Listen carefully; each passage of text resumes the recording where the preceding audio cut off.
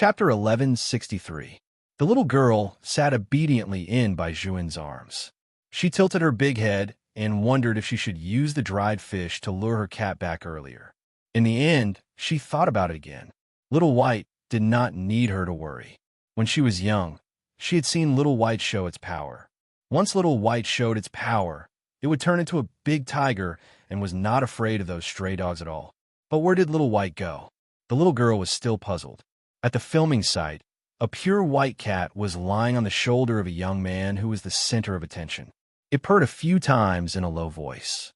The young man was wearing a pure black leather jacket on his upper body. He had a head of pure silver hair and a handsome face like that of a vampire noble. It was as if he had been kissed by God. He was only a junior high school student, but he had the glory of a superstar. The light shone on his face as if all of it was sucked in.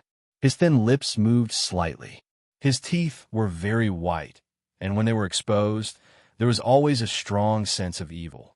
After the cat purred, it left his shoulder. Countless people were calling out to the camera, "Young master." The young man pushed open the car door with a bang and walked over just like that. He was clearly only 11 or 12 years old, but his aura was very strong. He really did not need makeup. His perfect facial features were almost too beautiful. Our last Prince Charming, Bailey Shangxia. Ruan Xin took the lead to clap. Her eyes were looking at Bailey Shangxia. She could almost see the explosive performance of this episode. In the Bai family, little Leju, who was originally sitting obediently in by Shuin's arms, suddenly stood up straight. She wagged her cute tiger tail and ran to the front of the television. Then, she squatted there and looked eagerly at Bailey Shangxia, who appeared on the stage. Her focused look was even more serious than when she was eating. Li Hailu touched the bridge of his nose. He did not forget that a year ago, when he was shopping with little Leju, he casually said something bad about Bailey Shangxia, and she bore a grudge against him. It seems that a Jew really likes this celebrity. Li Hailu sighed and turned to look at Bai Juin and the others. Xiao Lin frowned. His identity isn't simple. I don't know how many times more influential the topic is than Ruan Xin. If he participates in this show, it won't be very beneficial to what we're going to do later. However, Bai Juin did not seem to care about this at all. His eyes were looking at the child squatting in front of the television. At this moment, a Jew's eyes did not have the slightest hint of his existence. Bai Juin did not know how to describe that feeling. However, in little Leju's eyes, other than Bailey Shangxia, he could not find anyone else. Bai Juin's hand suddenly tightened. The cotton swab was broken in his hand just like that, and his palm was stained with the medicine. Little Leju did not notice. Her little claws were still clinging to the ground, and her big eyes were very bright. Bailey Shangxia came with anger, but as a demon, he had a special characteristic. The angrier he was, the better he looked when he smiled. Among the permanent guests, there was a male star with good acting skills. As a representative, he had acted with Bailey Shangxia before. Of course, he was the one who received Bailey Shangxia. Our young master is finally here. I'm really too excited. Although I'm not your fan, my daughter is very much your fan. Bailey Shangxia laughed and did not say anything. Instead, he looked at Ruan Xin. The camera immediately followed his gaze. Ruan Xin really felt that her luck was getting better and better. She deliberately revealed a tired smile. When I saw Shangxia, I thought of my daughter. They seem to be about the same age. If only my daughter had a brother like Shangxia. That way, someone would protect her. My daughter also wants to acknowledge him as her brother. The male star wanted to liven up the atmosphere, so he deliberately made an expression that looked like he wanted to cry, but had no tears. Now, as long as Shangxia's image appears on TV, she will definitely coax me to the side. As expected, this is an era where looks matter. All right, let's welcome the young Prince Charming, Bailey Shangxia, once again. There was another round of applause. This time, there was no need to do post-production special effects. Ever since Bailey Shangxia appeared, the assistants had not stopped scrolling through Weibo. The mission is here. Let's see what we have to do this time. As the male star spoke, he took a card from the director and was about to speak. Bailey Shangxia's voice was heard. It was neither low nor high.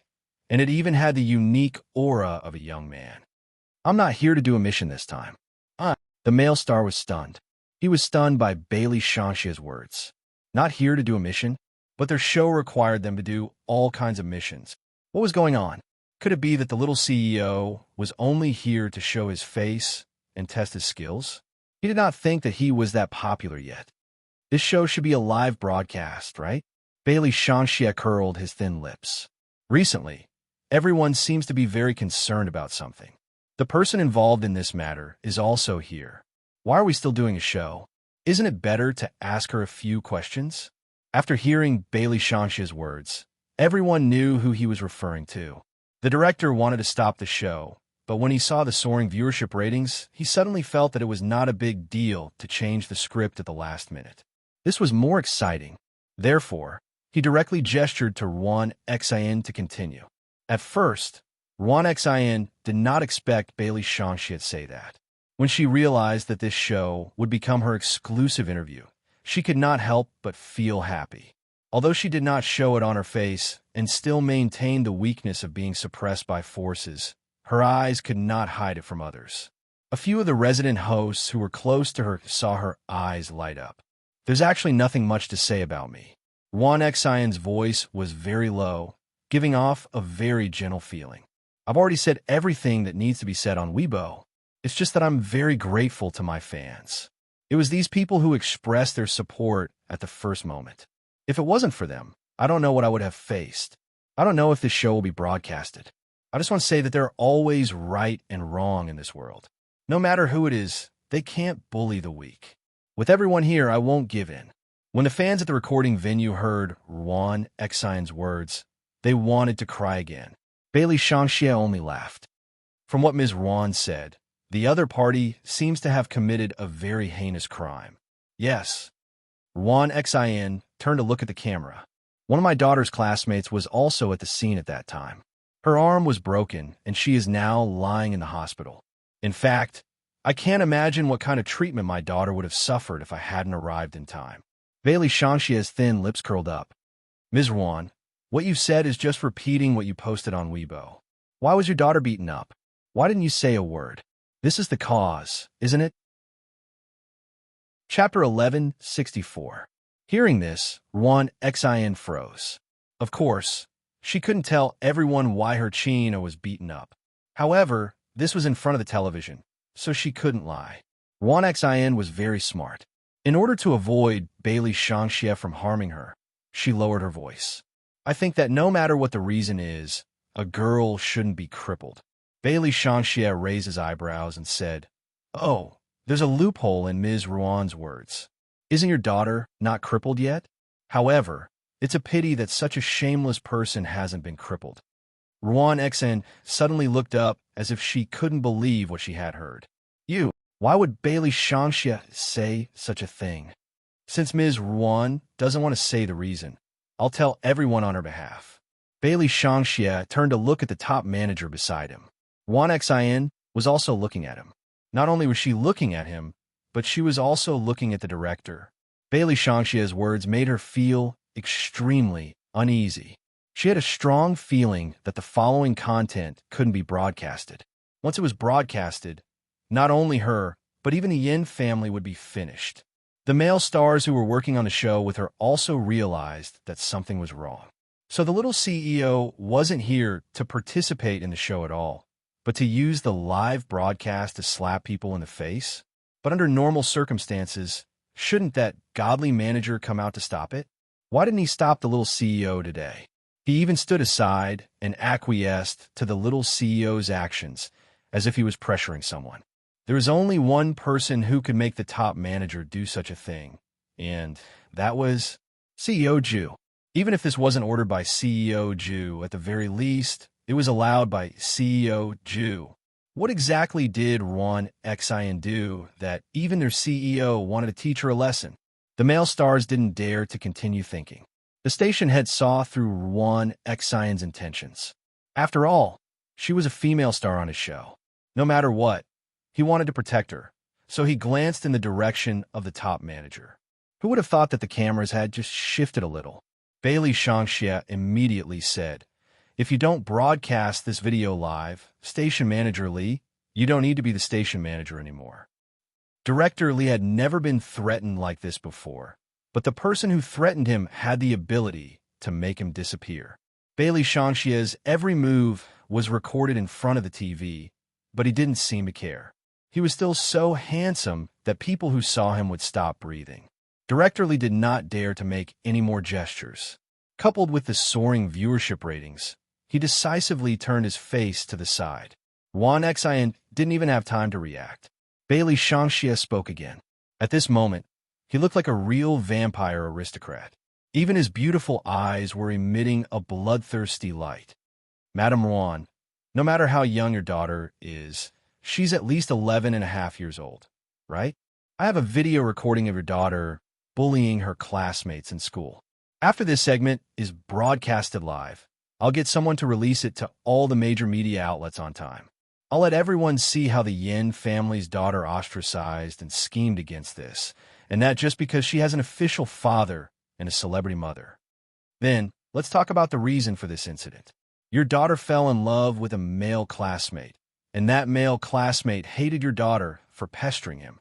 In the end, your daughter blamed it on a little girl, who is the person you said had committed the heinous crime. A 6-year-old girl didn't break your daughter's hand. Even if she crippled your daughter, it would still be justifiable self-defense.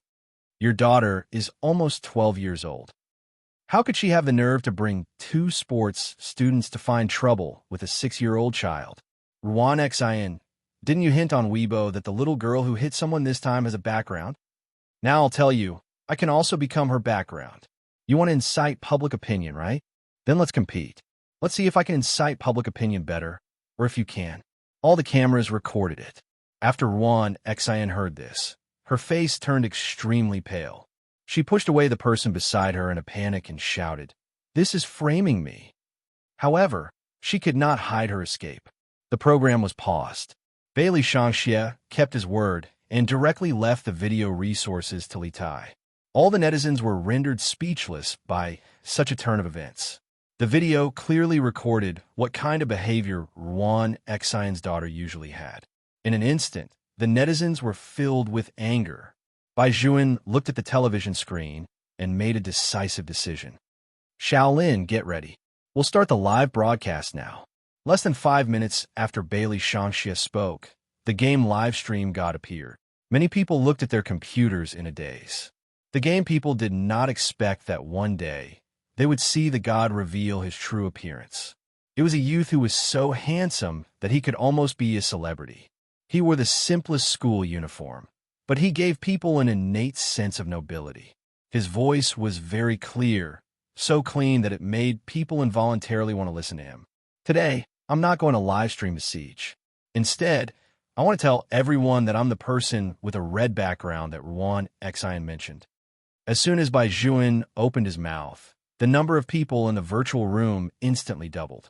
He raised his eyes and looked straight into the camera, as if he wanted to imprint this gaze into everyone's hearts. The one who hit them was my little sister. I don't want to say that she's young, but I just want to ask all of you. If you had a little sister who was usually obedient and cute, but she was still sitting in the classroom and someone came to provoke her and even wanted to hit her, would you stand up for her at the first moment? I would, even if I had a red background. I'm just an ordinary person. My grandfather taught me since I was young that as a hot-blooded Chinese, I had to protect my family first before I could protect my country. However, I didn't expect that the identity that I should be proud of would become a bargaining chip for the other party to attack me. But even so, I still have to say that no matter what my family is like, I won't lose my bottom line. Today, I'm standing here just to seek justice for my sister. Wan Xian's Weibo post targeted my sister. Many netizens threatened to hunt her down as if they believed that we were the ones in the wrong. In fact, Wan Xian had never told everyone the real truth. Now, I have the truth in my hands. You can listen to the voice in this recording and see what your God has said. Chapter 1165. That recording was very clear. Even through the screen, those who heard it could feel the ugly expression on Wan Xian's face as she used her power to oppress others. A live broadcast that lasted less than 10 minutes spread all over the internet at lightning speed. The big names on Weibo reposted it one after another. Romance Rendezvous's fans were still arguing below. This must be deliberately released to defame our goddess. Our goddess is always polite to people on the show. How could she speak in such a tone? Was this recording edited by someone? Bailey Shanxia saw those brainless comments and posted on Weibo without hesitation. A face-slapping expert's recording appraisal. Romance Rendezvous fans calmed down. Other than that appraisal, there was another thing that they could not compare to those Young Masters fans at all.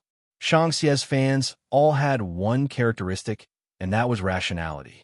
When things came, they would not attack people everywhere like other fans, saying that this was not good or that was not good. Instead, they would go straight to the point. In the future, I must keep my son away from the person who has a crush on him. What if she threatens her family so easily? Does the translation of this recording mean that if you agree to date my daughter won't find trouble with your sister anymore? Fuck, I wonder if my Prince Charming will kick me away if I use this to threaten him. Upstairs, your Prince Charming will only beat you up until you can't take care of yourself. Kicking you away won't vent his anger at all. Okay? No wonder Young Master is angry this time. No matter who knows the inside story, they won't be able to tolerate this. Indeed, they could not tolerate it. The things that Romance Rendezvous had done had already exceeded people's understanding of the bottom line. When people saw the video, the young man said calmly, "Even if I have a red background, I'm just an ordinary person. My grandfather taught me since I was young that as a hot-blooded Chinese, I had to protect my family first before I could protect my country. However, I didn't expect that the identity that I should be proud of would become a bargaining chip for the other party to attack me." Many people were moved when they heard that. Perhaps in their impression, people with special backgrounds would always bully others. However, when this young man said that he wanted to protect his country, his eyes were so pure. He was right. That identity that should have made him proud should not have become a bargaining chip for Romance Rendezvous to attack him. Among the Young Masters fans, there were not many high-ranking people in society. Compared to ordinary groupies, they had their own set of analysis. First, they commented on the live stream. There was no lack of professional legal personnel among them. Let's not talk about the background and look at it as a normal incident. Madame Ruan used her identity to create public opinion and severely damaged a little girl's reputation. When the netizens wanted to conduct a human search on this little girl, if it wasn't for her family background, her health would have become a hidden danger. Madame Ruan has to bear legal responsibility for this entire incident. Let's talk about the background. After watching the live broadcast, my heart was in turmoil. I believe that the internet guru has already learned about the information of the young man in the live broadcast. If he really wanted to use his background to suppress her, I'm afraid that Ms. Ruan wouldn't even have the chance to post on Weibo. She would be directly taken to jail. Perhaps everyone still doesn't understand the bottom line of his words after watching the live broadcast. When you truly understand his background, you'll understand what he's saying. Even if his identity allows him to exercise a lot of privileges, he still won't do it. The young man's surname is Bai, and he's the only grandson of the military chief. He shouldn't have shown his face at this time, but he used the most sincere method to tell everyone that all he wanted to do was seek justice for his sister. This time, I won't talk about the law. I'll talk about favors. I also have a sister. Whoever dares to bully my sister like this, see if I'll beat them up. This person's last sentence said what everyone was thinking. Romance Rendezvous was still in a panic, trying to find her close friends to think of a way to help her. However, what were those people afraid of? They immediately hung up after answering her call. At first, Romance Rendezvous thought that the other party was afraid of the Bai family's strength. But after thinking about it carefully, it was just like what was said on Weibo. The Bai family would not pressure the media and would only directly attack the Yin family. Some of them still answered her call and revealed some news to her. Romance Rendezvous, don't call anymore. Things have already come to this. Of all the people you could have provoked, why did you have to provoke Bailey Shanxia? It's not that we don't want to help you, but you've gone too far this time. There's really no way to turn things around. Romance Rendezvous clenched her fists when she heard the other party's words. I've never provoked Bailey Shanxia. Then why did he stand up for you? That person sighed. and CEO Ju allowed him to do whatever he wanted. Do you know what this means? This means that CEO Ju wants you to completely disappear from the entertainment industry. Ruan Xian's fingers paused. She felt as if she had lost her soul, and all the strength in her body had been sucked away. She no longer had any hope of making the call. She turned around and said to the two assistants, "Think of a way to find a photo of that little girl in school and expose her." This was the best way to turn public opinion away. However, the two assistants slapped their work passes. "If you want to go by yourself. We still have a conscience. We won't do this job anymore." After the two assistants finished speaking, they were about to leave. Unexpectedly, the moment they turned around, they saw Bailey Shangxia, who was known by the media as the blood-sucking youth. He glanced at them and said to the manager next to him, "Find new jobs for these two people and post a copy of the recording online. Bai's method is still acceptable." Hearing this, Ruan Xian's face turned pale. Her hands trembled as she said, "Young Master Shangxia, do you have some misunderstanding about me? Did I do something to make you unhappy in the past? I can change. Or are you doing this to me because the Bai family asked you to come? Whatever they gave you, the Yin family can give you too." In order to prove her sincerity, Ruan Xian even took out her phone as if she wanted to call someone. Bailey Shangxia smiled. "The Bai family? My appearance has nothing to do with the Bai family. Then why did you—" Ruan Xian couldn't figure out what the problem was. Bailey Shangxia walked up to her. "Miss Ruan, you should know that the child your daughter is looking for trouble with is not the biological child of the Bai family, right?" Ruan Xian nodded in confusion. Was this very important? Bailey Shangxia lowered his voice into her ear and said, "You asked me why I'm targeting you. The reason is very simple. It's because I'm a Jew's biological brother." Chapter 1166. Ruan Xian was shocked, and her fingers trembled uncontrollably. Biological brother? In other words, that child was the little princess of Ju Wei Group who had never shown her face. Ruan Xian's eyes widened. How could this be? It shouldn't have turned out like this. Ruan Xian suddenly remembered what her friend had reminded her on the phone just now. The other party said that this time it was that man who wanted her to disappear from the entertainment industry. Ruan Xian shivered and then fell heavily to the ground. It was over. This time, she was really finished. A recording was enough for people to see Ruan Xian's face clearly. Many advertising companies withdrew their cooperation with her. Even a reality show that she had participated in had called her and told her not to go anymore. Ruan Xian knew that once her exposure was stopped, she would be considered useless. There's also the Yin family.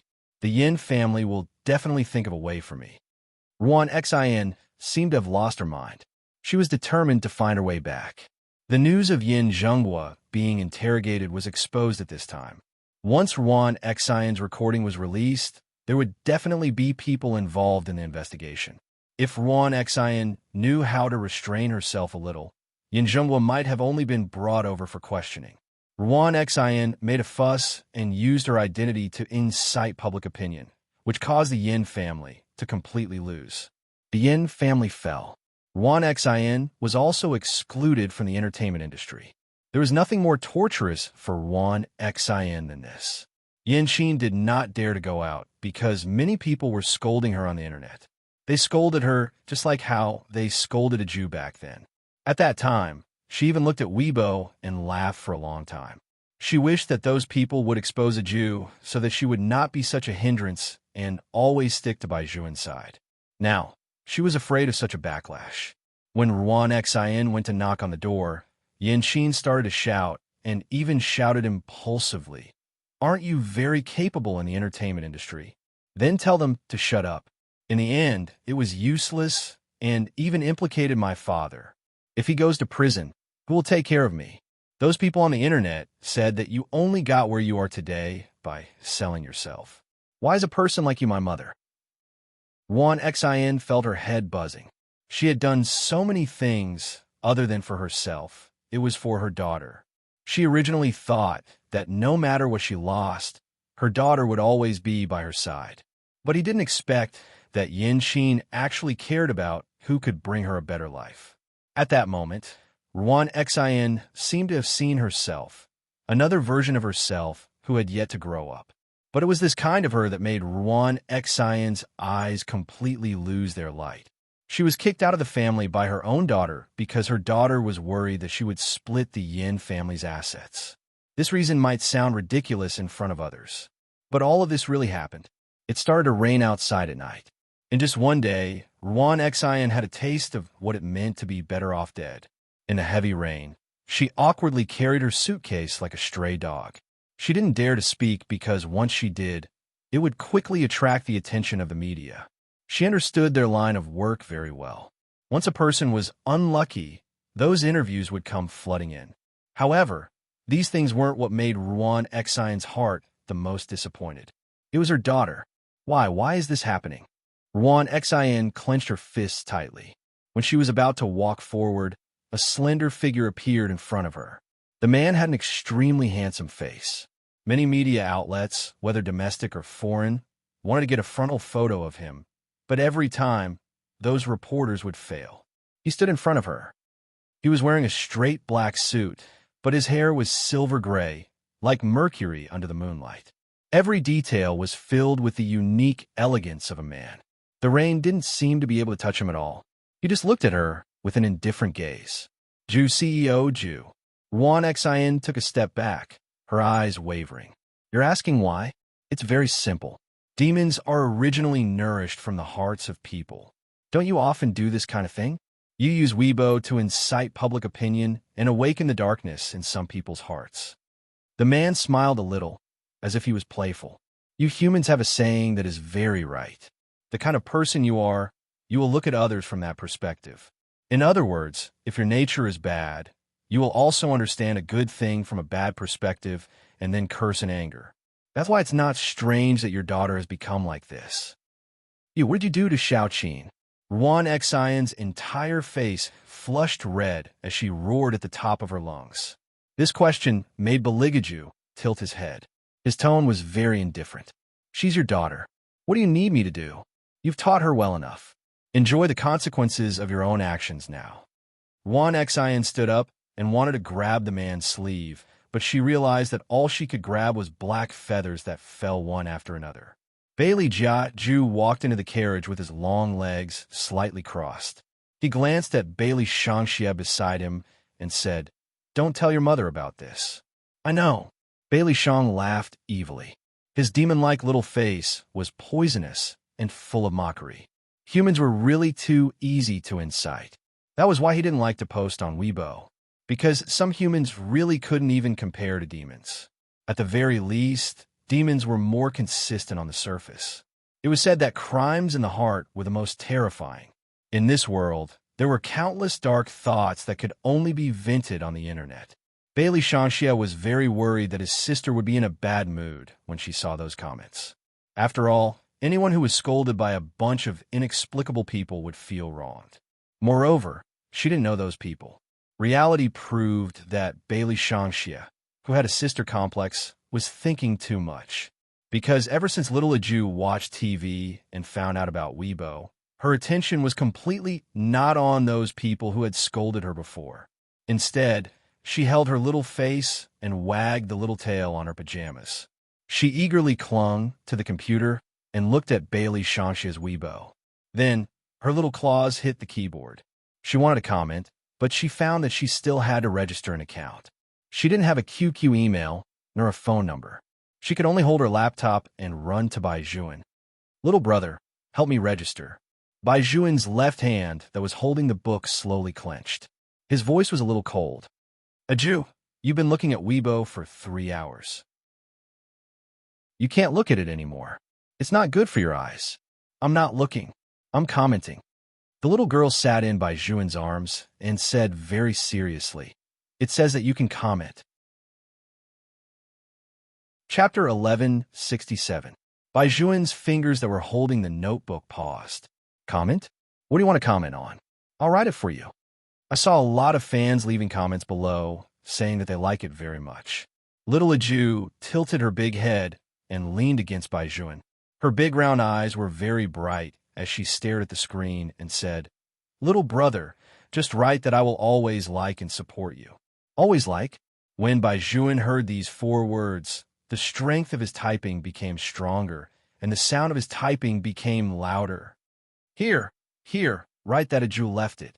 The little girl's lotus-like little arm poked at the end of the Weibo post. She looked very cute.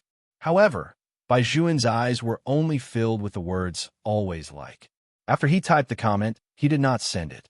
Instead, he glanced sideways at the little girl in his arms. His tone was very calm as he used the way he used to teach the child. There are many celebrities like this in entertainment companies. What you see is only the surface of these people. Aju, I don't object to you chasing celebrities, but there has to be a limit to chasing celebrities. You have been staring at this person's Weibo since just now. You even forgot to brush your teeth and take a shower, even if you like him very much. At this point, Bai Juan paused as if he was enduring something. He repeated, even if you like him very much, you shouldn't let him affect your daily life. Moreover, are you sure that he's as good as you look? Am I right? Entertainment companies are too good at packaging these people. You don't even know what his most real side is like. It's too rash to say that you like him. If it was in the past, the little girl in his arms would have immediately put down the mouse and chanted Ba. Then, she would have sincerely prayed to Buddha and admitted her mistake. However, things were a little unexpected. Not only did little Aju not listen to him, but she also looked at him very seriously. Her little face also became serious, and her tone was full of protection. Even if I haven't seen him in person, I know that he is different from other celebrities. He is him. This was the first time the little girl refuted him. Moreover, she was so righteous. Bai Juan could not tell what he felt in his heart. He always thought that he was the most important in Aju's heart. But now he realized that this perception was wrong in some aspects. He had seen the little girl like this before. It was not long after Aju arrived here. He took her shopping because Hailu said that Bailey Shangxia was not good. She even said that she wanted to beat Hailu up. Do you like that celebrity that much? Bai Juan looked sideways and saw that the little one was still staring at the laptop screen. He was instantly enraged. Since you were so disobedient, what do you want me to do? Bai Juan flung his hand through the notebook on the bed, slammed the door, and walked out. Little Aju still did not understand what had happened. She sat up straight. Was she disobedient? Little Aju did not know if she was obedient or not, but this trouble was indeed caused by her. She also heard from little Gangster Lee that her little brother had done a lot of things for her and spent a lot of effort. Was it because she was disobedient? Little Aju thought about the comments on Weibo that scolded her. Some people said that having a sister like her was a burden. She wondered if she was really as clingy as those people said. It was already so late, but she still asked her little brother to help her write comments. Usually, at this time, her little brother would have already gone to bed, and she would be staring at the computer all the time. But she wanted to see her big brother more. Her big brother seemed to have grown taller again. When she touched the screen, she was really happy. After knowing that there was a Weibo, she wanted to send a comment to her big brother. She should have waited until tomorrow. Why was she in such a hurry? Little Aju tilted her head and raised her small fist to hit her big head. Idiot Aju. As she said that, the child stood up and ran downstairs. Bai Juan's shadow was long gone. On this day, little Aju slept alone. She looked left and right, but there was no one around. She could only sit up and start to meditate with her legs crossed. After an unknown amount of time, she looked outside. The sky was still dark, but Grandpa Bai had woken up. She went to ask Grandpa Bai, where did little brother go? Don't worry about that kid. I don't know what's wrong with him, but he insisted on staying at the Leaf family for a few days. He even told people not to look for him. Grandpa Bai slept very little and was a very light sleeper. Come, Aju, sit over here. Tell Grandpa, have you done anything interesting in school recently? She felt that she had to answer this question seriously. Every day is very interesting. It's just that those people are too weak and can't spar with me. The teacher also told me not to always beat people up and to reason with them. But I don't like to reason with them. I just like to chant scriptures and beat people up. Grandpa Bai was amused by the little girl's seriousness. You have to listen to the teacher. Even if you want to beat people up, you have to endure it. I know that. After that, I became very kind. The little girl wore the little tiger pajamas and spun around on the sofa. But Grandpa, isn't little brother not used to living outside? He has to hug something to sleep. Grandpa raised his eyebrows. He has to hug something to sleep? When did his grandson have this hobby? Yes. Little Jew nodded heavily. Grandpa smiled helplessly. Little Jew, don't think that I'm an elder. When your little brother is stubborn, even his parents can't persuade him.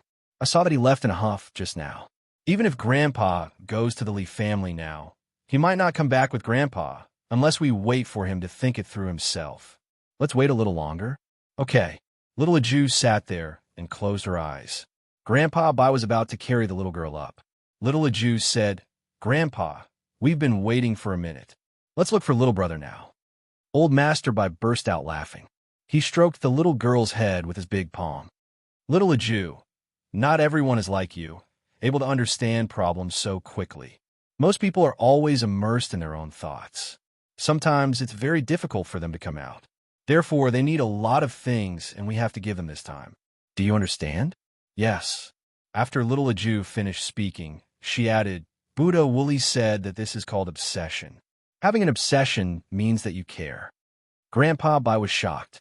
Master once said that you have a fate with Buddha. I only understand now. You're right. It's precisely because you care that you have an obsession. But this time, little brother was angry not because of an obsession, but because she was disobedient. Little Jew twisted her small body and glanced at Lihalu's house.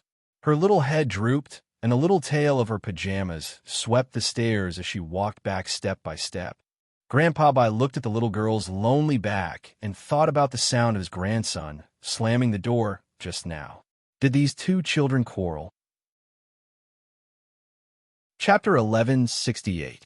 On the other side, Master Li, who had been dug up in the middle of the night, rubbed his eyes and looked at Bai Juan in surprise.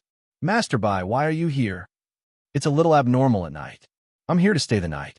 After saying that, Bai Juan sat on the sofa opposite him, his fingers fiddling with his game consoles. Master Li immediately sobered up. Stay the night. Master Bai, who had never shared a bed with anyone, came to stay the night at the Li family's house. What's wrong? Am I not welcome? Bai Juan drank a mouthful of water, and his broken hair hung down, blocking his eyes. Master Li shook his head vigorously. You're very welcome, but Master Bai, didn't you say that you were sleeping in the same bed as someone else? So I'll sleep on the bed later, and you sleep on the sofa. Bai Juan touched Master Li's face with a cup, which meant that he was going upstairs. Master Li's face was full of disbelief. Whose house was this? No, wait a minute. Did you come by yourself? With Master Bai's 24-hours-a-day desire to see little Jew, was it really not normal for little Jew not to follow him? Can't I come by myself? Bai Juan turned his face sideways. However, Master Li could still feel the different coldness emitted from his body at that moment. Okay, he too okay. It was definitely not normal. Master Li was also a wise man who adapted to the situation. His mind turned quickly. Looking at Master Bai's attitude, it was definitely because the two of them had a falling out. But thinking about it carefully, Master Bai doted on the child so much that he wanted to hold little Jew in his hand. Little Jew also kept to Bai Juan's words. Why were the two of them falling out? It was not easy for Master Li to be smart for once, and he was very gossipy. He took out his phone and sent Xiao Lin a WeChat message. Brother, there's a situation. Master Bai ran away from home and is now staying at my house. Do you want to come over and watch? Master Li waited for a minute, but there was no movement on his phone. He thought that Xiao Lin had already fallen asleep. He did not expect that after a while, Bai Juan finished showering. His WeChat message also rang. Young Master Xiao only sent him 2 words, wait for me. Sure enough, no matter how boring a person was, they were powerless in front of gossip. Lihailu rubbed his chin and laughed again. When he looked up, Master Bai had already changed into a simple white t-shirt. He lifted the blanket and was about to sleep. Master Bai, what time is it? Why are you sleeping? You'll get high when you do it. Li Baowang thought to himself, if the male lead falls asleep, how can I continue to gossip? Bai Juan glanced at him and then looked at the watch hanging on the wall. 12:30. Don't you want to copy tomorrow's homework? Little Gangsterly shrank back and put his arm over. Master Bai, don't be so serious. I see that you are in a bad mood, so I want to help you solve your problems. How about playing games with you? Masterly originally thought that Bai Juan would refuse, but he did not expect Bai Juan to actually smile at him. His eyes were a little cold. All right. What? Why wasn't Master Bai sleeping at this time? Sure enough, there was a situation. No matter what, he had to open his laptop and connect to the internet first. Little Gangsterly logged in with his game account and glanced sideways at Lord Bai's swift and fierce finger technique. He didn't know who Lord Bai was hacking in the game, but one thing was certain. The other party would definitely be beaten countless times. When he was almost done, Masterly deliberately pretended to be uneasy and said, "Brother, let me tell you, this child will rebel when she is 5 or 6 years old. Look, when I was 6 years old, my father didn't let me wet the bed, so I deliberately made him drink it. In the end, he found out and chased me all over the courtyard, wanting to strangle me to death." Don't talk about such a wicked thing. Bai Juan was as good as always. Masterly glared at him. He thought to himself, am I not comforting him? I haven't even gotten to the main topic, and he's already attacking me personally. Only a Jew could withstand his attacks. However, Master Bai, what's wrong with you and a Jew? Is she also rebellious? Masterly advised Bai Juan like an adult. Master Bai, she's a girl, so she can't be that rebellious. You should give in to her. Bai Juan didn't say anything, but the strength in his hand was exceptionally strong. Masterly couldn't help but ask again why. You really want to know? Bai Juan turned his eyes to look at him. The corners of his mouth were still half-curved, and he didn't seem to be in a particularly bad mood. Masterly thought that he had seen a glimmer of hope, so he nodded desperately. Bai Juan turned his attention back to the game. I don't want to tell you. Masterly was speechless. Then why did you ask so many questions? He really wanted to beat someone up. Fortunately, at this juncture, Shaolin pushed the door open and walked in. He looked up at the two of them. Are you playing a game? Bai Juan glanced back at him. Yes. Do you want to join? I can take a look. Shaolin walked over and looked at the defeated little Gangsterly. Li Hailu immediately understood and gave up his seat. As soon as Shaolin sat down, he said, I just came from the Bai family. The lights are still on there. A Jew is still so young. She's probably not used to sleeping without someone to accompany her. Bai Juan put down the mouse in his hand. He looked like he wanted to stand up. However, when he thought of what the child had said today, that thought immediately faded away. Even his voice seemed to be a little foggy. She will get used to it sooner or later. After saying that, Bai Juan put on his headphones. His slender fingers tapped on the mouse. It was a very beautiful operation. This time, even Shaolin was surprised. He turned around and looked at Li Hailu. The two of them communicated with their eyes. Shaolin, what's going on? Master Li, how would I know? I was in a daze when I heard Master Bai say that he wanted to stay the night. I was so scared that I peed my pants. Shaolin, I was asking why they quarreled. Master Li glared at him. I don't know about that either. Just now, when I asked, Master Bai started to attack me personally. He even said that he would let me sleep on the sofa today, and he would sleep on the bed. Shaolin did not communicate with the other party and directly stood up. Master Li reached out and grabbed his sleeve. Where are you going? Go home. It's already so late. It's time to sleep. Shaolin said very righteously. You should go to bed early too. Don't think too much. Master Li gritted his teeth. Fuck, this guy actually ran away at the last minute. Hailu, didn't you say that you would join the game? Aren't you going to play the game? Bai Juan's voice came from behind. Master Li glanced at the time on his watch again. It was 1 o'clock in the morning.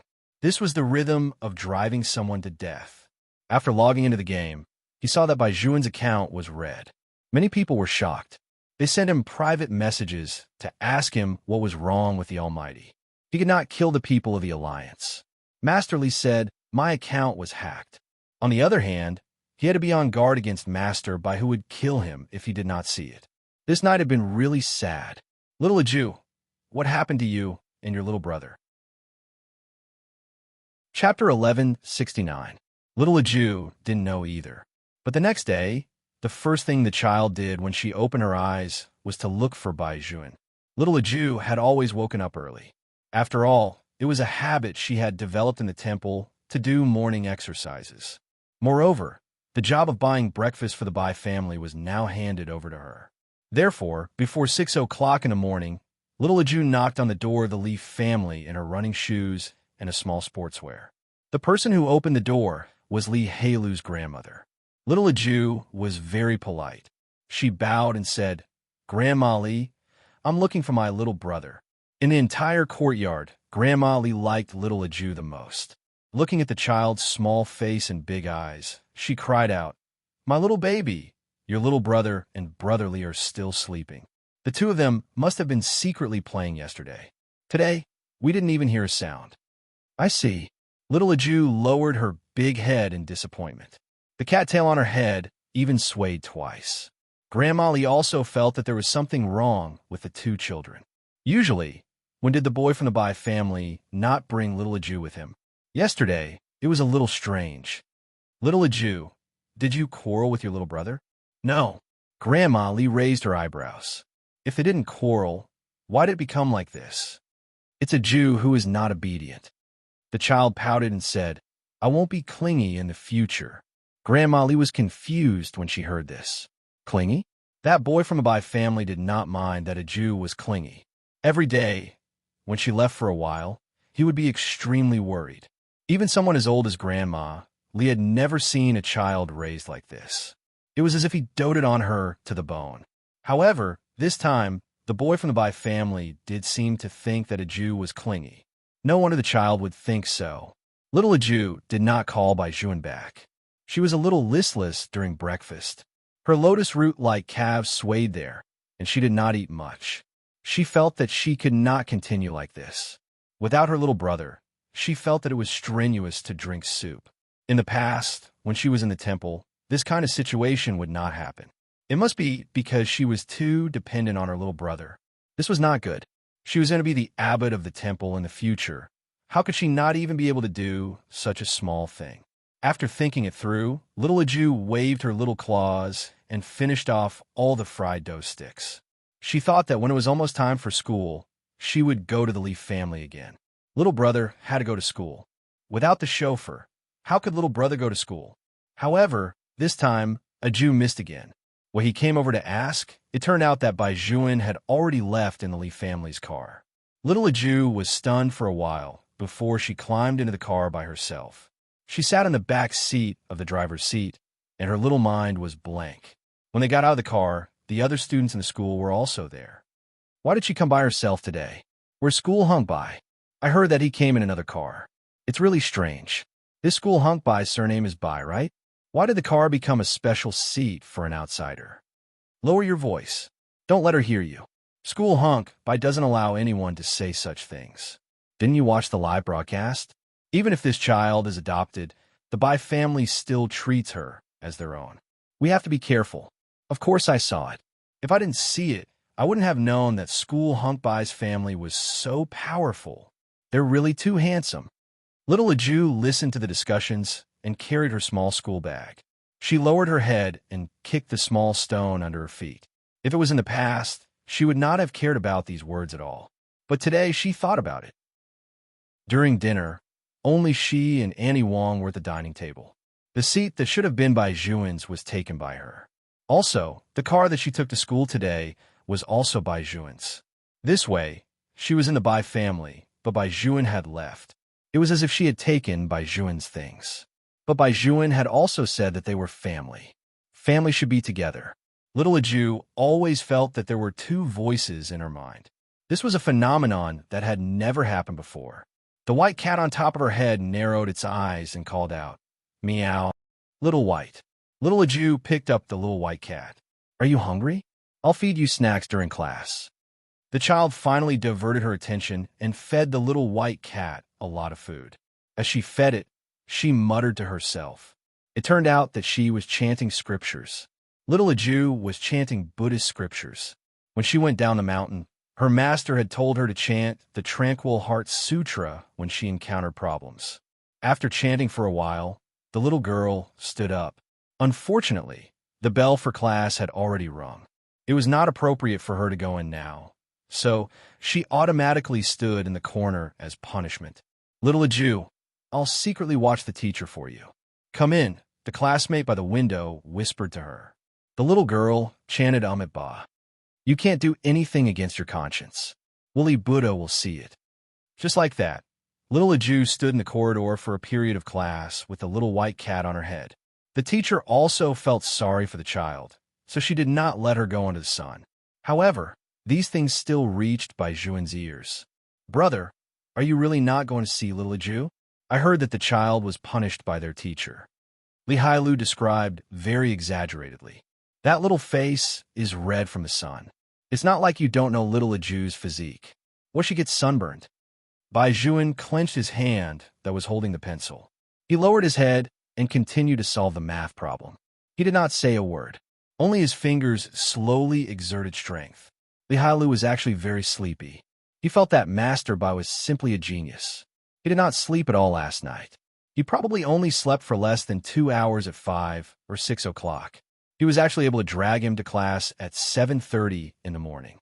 Other than his exceptionally cold face, it was completely impossible to tell that he had suffered from insomnia yesterday. Instead, his facial features had a kind of overly fair beauty. Unlike him, who started to yawn as soon as class started, the math teacher had already glared at him 3 or 4 times in a row. If he continued to glare at him, he would definitely call his parents. What Li Hailu was most afraid of was that the teacher would talk to his father. The teacher's original intention was to let his father have a good and serious chat with him. However, when his mother was not around, his father would only chase after him seriously and beat him up all over the courtyard. This was really a very bad memory. Master Bai, Li Hailu did not believe that Bai Juan would not care. However, it was obvious that Bai Juan had entered the state of doing questions. It was as if he could not listen to anyone. The math teacher, on the other hand, was a little unlucky, because when he wrote down the second solution, Bai Juan raised his hand and said in a very calm voice, "Teacher, it's not right to solve this problem like this." The math teacher liked Bai Juan the most. When he heard that it was not right, he raised his eyebrows and called Bai Juan to the podium. His original intention was to teach this kid a lesson so that he would know that even if he was smarter than the teacher in class, he should not directly point out the teacher's mistakes. Chapter 1170. In fact, if this matter had happened in the past, Bai Juan would not have said anything even if he found out that the teacher had calculated wrongly. After all, he had always kept a low profile. When he sat in the classroom, he usually read some knowledge that could only be learned in high school. Other than waiting to pick up his sister after school, he basically did not think about anything else. No one knew what was going on today. Bai Juan changed his usual self. Not only did he correct the mistakes, but he also wrote 3 solutions in a row. The third one was actually easier to understand than the math teacher's. The math teacher was a little embarrassed. As soon as class ended, he pulled Masterly over. "What's going on with Bai Juan?" Masterly waved his hand. "I don't know. If you don't know, who knows? If you don't want to tell me, I'll call your parents." The math teacher took the textbook and left. Masterly glared. Why was it that Master Bai was the one who was in the wrong, but he was the one who called his parents? What happened to fairness? Facts proved that Bai Juan was indeed a little off today. Every teacher could feel the faint murderous aura from their most prized disciple. The English teacher comforted the math teacher. "Don't be like this. You should be happy. The students you taught are better than you." Math teacher, what kind of comfort is this? It was really embarrassing to be crushed by a junior high school student's IQ. In addition, a few students who often played games with Master Li and the others also ran over when it was time for lunch break. "What happened to Master Bai yesterday? I was doing an AFK mission and got hit 3 times. Woo-woo. Master Li simply did not want to tell them how many times he had been beaten. Most importantly, sleeping with Master Bai was also a technical job.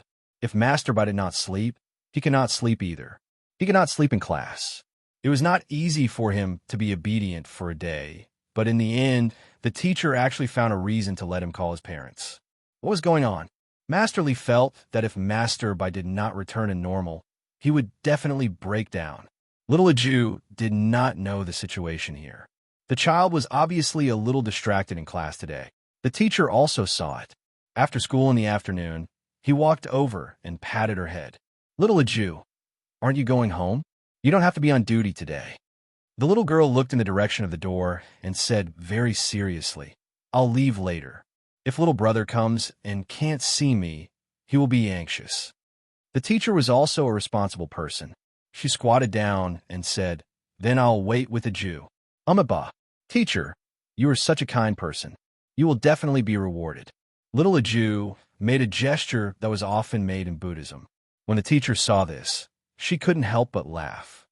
Then I'll take advantage of a Jew's auspicious words. Little Jew knew that her teacher did not believe her words. After going down the mountain, many people did not believe her words, but she did know how to read people's fortunes. For example, little brother's facial features were especially good. Even his body didn't have the smell of other people. According to the Buddhist scriptures, such a person was the most upright. Even her master had said that the little brother was invulnerable to ghosts. However, these things were not that important to little Jew. Most importantly, time passed bit by bit. Bai Jun, who always waited outside the door in advance, did not come to pick her up from school this time. The female teacher could see that little Jew was very depressed. She raised her head and looked outside again before saying, Jew, it's raining. Can I send you home today? There's no need to trouble teacher. Little Jew stood up and carried her tortoise-shell school bag on her back. I can go back by myself. The driver is waiting outside. As soon as little Jew finished speaking, Vice Commander Zhang came over. He held an umbrella in his hand and seemed to be very anxious. Little miss, I thought you were lost. Fortunately, you are still in school. Where's little brother? Although she knew that she should not ask, little Jew still could not help but ask. Vice Commander Zhang paused for a moment before saying, Young master called and said that the teacher had asked him to stay. He will probably go back very late today. I see. Little Jew nodded her little head. Then I'll go back obediently first. Vice Commander Zhang smiled. Yes, the old man is still waiting for little miss to go back for dinner. As he said that, he turned his head and said to the female teacher, Thank you, teacher. A Jew has always been obedient. It's just that I didn't expect that Bai Jun would actually be asked to stay in the office because he had offended the teacher. What exactly was going on? He was such an all-round talent. Weren't all the teachers in the middle school fighting to accept him as their disciple? Little Jew climbed into the Hummer parked at the school gate and looked at Vice Commander Zhang. Little brother, are you going home for dinner later? Young master probably won't go back. He said that he will stay at the Leaf family to do his homework today. Little Jew nodded. She lowered her little head and hugged her little white cat. Even her ears drooped down. Vice Commander Zhang could not bear to see her like this.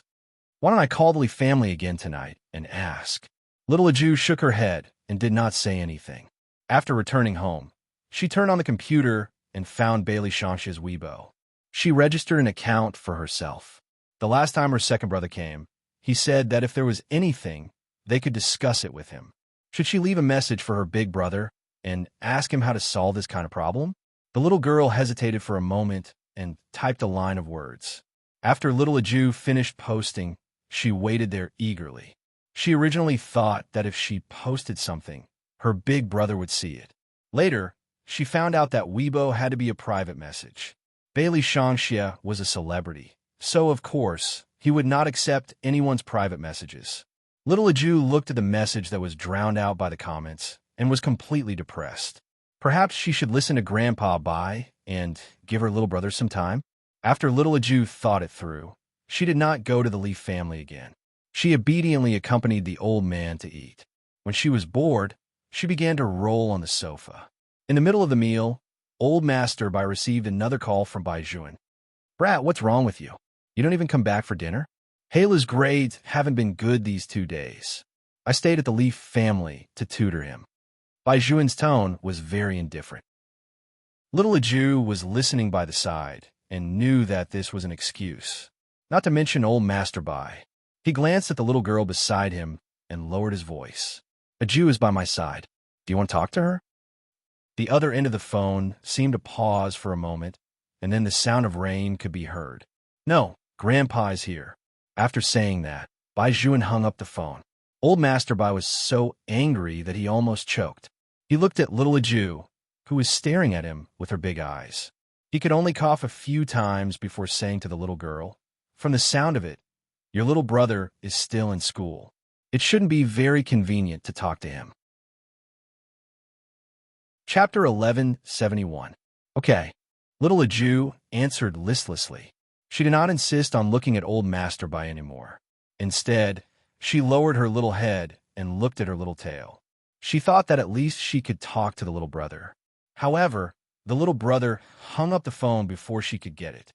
Although little Aju was slow in some aspects, it did not mean that she was stupid. The little brother was obviously avoiding her. Little Aju lowered her head and tugged at her little tail. This little pajamas was picked out for her by the little brother. Thinking about it carefully, many of her things were bought for her by the little brother. Old Master Bai looked at the little girl's lonely appearance and did not know what to say. Old Master Bai was already so old, but he only knew how to teach people in the army. When it came to coaxing children, his grandson was really better at it. Little Aju was still polite. She whispered to Old Master Bai in a childish voice, "Grandpa, I'm going to sleep first." Then, she lowered her tiger tail and went upstairs. Old Master Bai felt that it was still not enough, so he called him again. "You brat, what's going on?" "Nothing." Bai Juan's voice was still very indifferent. He did not even go home for nothing. Did he really think that he was old and confused? Old Master Bai raised his eyebrows. "I've already told you to change your personality. If even little Aju can't stand you in the future, you'll regret it." This time it was Old Master Bai who hung up the phone first. Bai Juan looked at his phone and then looked at the continuous rain outside. He subconsciously used more strength in his palm. That night, Master Li felt that Master Bai's murderous aura had become even stronger. It was different from yesterday. Yesterday, it was at least early in the morning. Even if it was red, it was in the middle of the night. It would not hurt many people in the game. After dinner at 8 o'clock, it was simply the explosive period for games on the internet. Little Gangster Lee watched as Lord Bai beautifully killed countless players. This time it was great. His screen was blown up by someone. There were even people who offered a bounty to kill Master Bai. However, to be honest, Master Bai's skills were invincible. Moreover, Master Bai was rich. 1,000 yuan was enough to buy a new piece of equipment. Li Hailu did a little calculation. He had spent 7,800 yuan just playing games today. If he continued to spend, his pocket money for this month would be used up. "Master Bai, let's take it easy. I'm almost out of money on Alipay. It's only the beginning of the month." "Really? Can you take it easy?" Master Li did not want to eat dirt in the future. Bai Juan only glanced at him. He raised his eyes and threw him an Alipay account and password. "Use this to charge." Li Hailu obediently went up. When he saw the number inside, he was shocked. 10203. "Why do you have so much money in your Alipay account?" Their pocket money should be the same. Why did Master Bai have so much? He had 2 more zeros than him.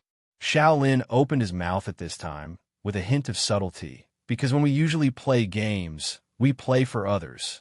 Bai Juan's account has already bid 2,000 yuan for helping others play once. Of course, there's a lot of money in Alipay. Those should be the money that hasn't been saved into the card yet. Damn it. Why is it that I spend money when I play games, but you guys earn money when you play games? Li Hailu was not convinced. From today onwards, I want to earn money too. Make money. Shaolin was very noncommittal. He looked sideways at the pair of beautiful hands. "Aren't you going back today?" "To tutor Hailu." Bai Juan clicked the mouse 3 times in a row. It was a youthful trait. Shaolin thought to himself that he was not here to tutor. He was clearly here to start a massacre. Fuck, the loudspeaker is spamming us again. Li Hailu was distracted while playing the game. He wanted to cry, but had no tears. "Master Bai, why did you beat me up too?" Bai Juan seemed to have paused for a moment. "I didn't see you just now." Li Hailu thought to himself, how angry is he? He didn't even see his name. Shaolin also felt that Bai Juan and Aju's quarrel this time was not that simple. Logically speaking, Bai Juan was the most mature one among them. He really knew how to raise children better than their fathers. Why did he take the blame for Aju? Moreover, Bai Juan's behavior was clearly that he was sulking. What was going on? Shaolin gave Li Hailu a look. Li Hailu immediately received it and ran downstairs to steal a bottle of red wine from his father. He had risked his life to steal this bottle of red wine. However, drinking red wine was troublesome. He had to use a bottle opener. Li Hailu had no choice but to take another risk. Fortunately, his mother was back, so his father did not have the time to keep an eye on him. Li Hailu's shrunken body stood up straight as soon as he entered the room. He had the demeanor of a young master. Come, Master Bai, let's have a drink. Bai Juan glanced at the ground. The good red wine was paired with a paper cup. It was not Li Hailu's fault. If he took a wine glass, it would be too obvious. If he took a paper cup, he would say that they were drinking soda. Bai Juan did not refuse. He took off his headphones and drank a glass of red wine. Shaolin watched from the side. He reached out his hand and knocked on Li Hailu's back 3 times. He meant to wait for him to drink 3 glasses in a row before he spoke. Li Hailu secretly nodded. Who knew that after Bai Juan drank 3 glasses, he was still in the same posture. He did not show any signs of getting drunk at all. On the other hand, Li Hailu could not find where to go after drinking 1 glass. He was still leaning against Shaolin and giggling foolishly. Shaolin held his forehead. How did he end up with such a stupid teammate? He directly kicked him away. After all, Li Hailu had rough skin and thick flesh. Speaking of which, this was the first time the children had secretly drunk wine. Wasn't it always like this on TV? They used to drink to drown their sorrows. Who knew that Bai Juan would not get drunk? Shaolin had no choice but to ask directly, "What's going on between you and a Jew?" Alcohol was really a good thing. Even though Bai Juan was a little inhuman, if he could not get drunk after 3 glasses, he would get drunk after 5 glasses. After 5 glasses, Bai Juan finally tugged at his collar. "Do you also think that I'm too possessive of a Jew?" Shaolin thought to himself that he still knew his shortcomings. It seemed that he was still not drunk enough. He poured another glass. "Don't give me that stuff anymore." Bai Juan's beautiful lips curled. "Come downstairs with me." Shaolin raised his eyebrows. "Why are we going downstairs?" "A Jew came to look for me." Bai Juan's tone was very calm, and his expression was also very calm. Even his feet were very steady. If Shaolin did not have eyes, he would have really come because of the child.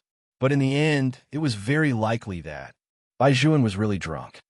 With this guarantee, Shaolin said, "She didn't come." "Impossible." Bai Juan turned around. His side profile was very good-looking. Shaolin was speechless. Why did he have to discuss this kind of thing with a drunkard? Chapter 1172. After about 10 seconds, Bai Juan asked Shaolin again. The youth looked very stubborn, as if he had to have an answer. "Why did you say that she didn't come?" Shaolin felt that at this time, it was best for him to answer properly. "There's no sign of her down there." "Then it should be because it's not time yet." Bai Juan sat down again. He was really too calm. There was no sign of him being drunk at all. However, from what he said, he was already very drunk. "She'll come after school." At this time, Li Hailu also woke up. He looked at Bai Juan in disbelief as he started to sit beside the desk and do his homework. He had a fucking expression on his face. "Brother, what's going on?" "He drank too much," Shaolin whispered in his ear. Bai Juan raised his eyes again. "There's still no one." "No." Shaolin already had the experience to deal with it. He took the opportunity to ask, "Why don't we go and pick a Jew up from school?" "No." Bai Juan's voice was stiff. It was obvious that his mood had changed. Li Hailu and Shaolin looked at each other. They had only seen Master Bai's duplicitous appearance a few times in a year. The clock began to tick. Bai Juan had been asking the same question for almost half an hour. The two of them could not hold on any longer. Li Hailu hugged the red wine bottle. Bai Juan finished all 3 of their homework and was about to raise his head to ask. Li Hailu interrupted him. "Master Bai, no one is looking for you." This was already the 20th time. Why did he always ask the same question? Li Hailu was about to cry. He would rather do his homework than answer the same question all the time. Thinking of this, he looked at his brother's obviously cold face, cleared his throat, and said, "Bai Juan, why don't we discuss what to eat? You didn't eat much just now. Aren't you hungry now? Make a soup of tofu. Don't put meat in it. A Jew can't eat meat. So, she likes to eat? Forget it. You can make anything. Bai Juan turned his face sideways. His eyes seemed to be a little cold. This is not the Bai family, and she's not here. Li Hailu was really thankful. Bai Juan finally figured out where he was and what state he was in now. But who knew that it did not stop for a while? Bai Juan took out the laptop beside him again, plugged it in, and prepared to turn it on. Are we still going to play? Li Hailu really felt that he did not have the energy to carry out another massacre in the game. Most importantly, it was already 9:30 p.m. He didn't sleep well last night.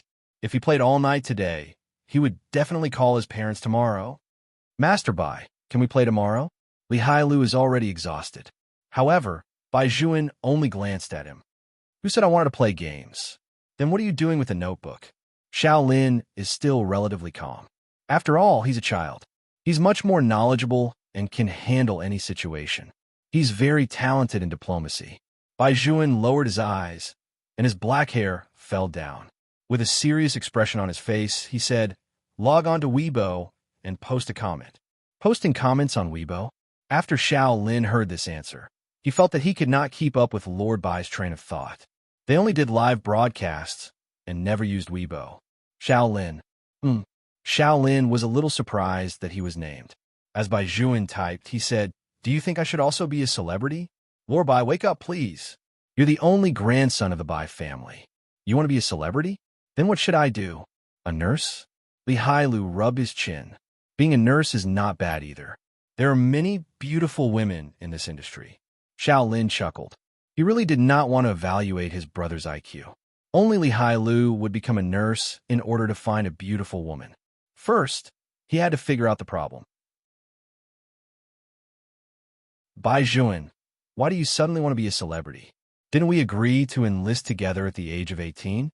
After Xiao Lin finished asking, Bai Juan sneered. He can attract fans, so can I. Who is he? Xiao Lin and Li Hailu took another look. They turned their heads in unison and looked at the computer screen. It was a face that was born with the aura of a vampire noble. Especially when he smiled, there was always a faint sense of wickedness in his smile. It was not that they did not recognize this face.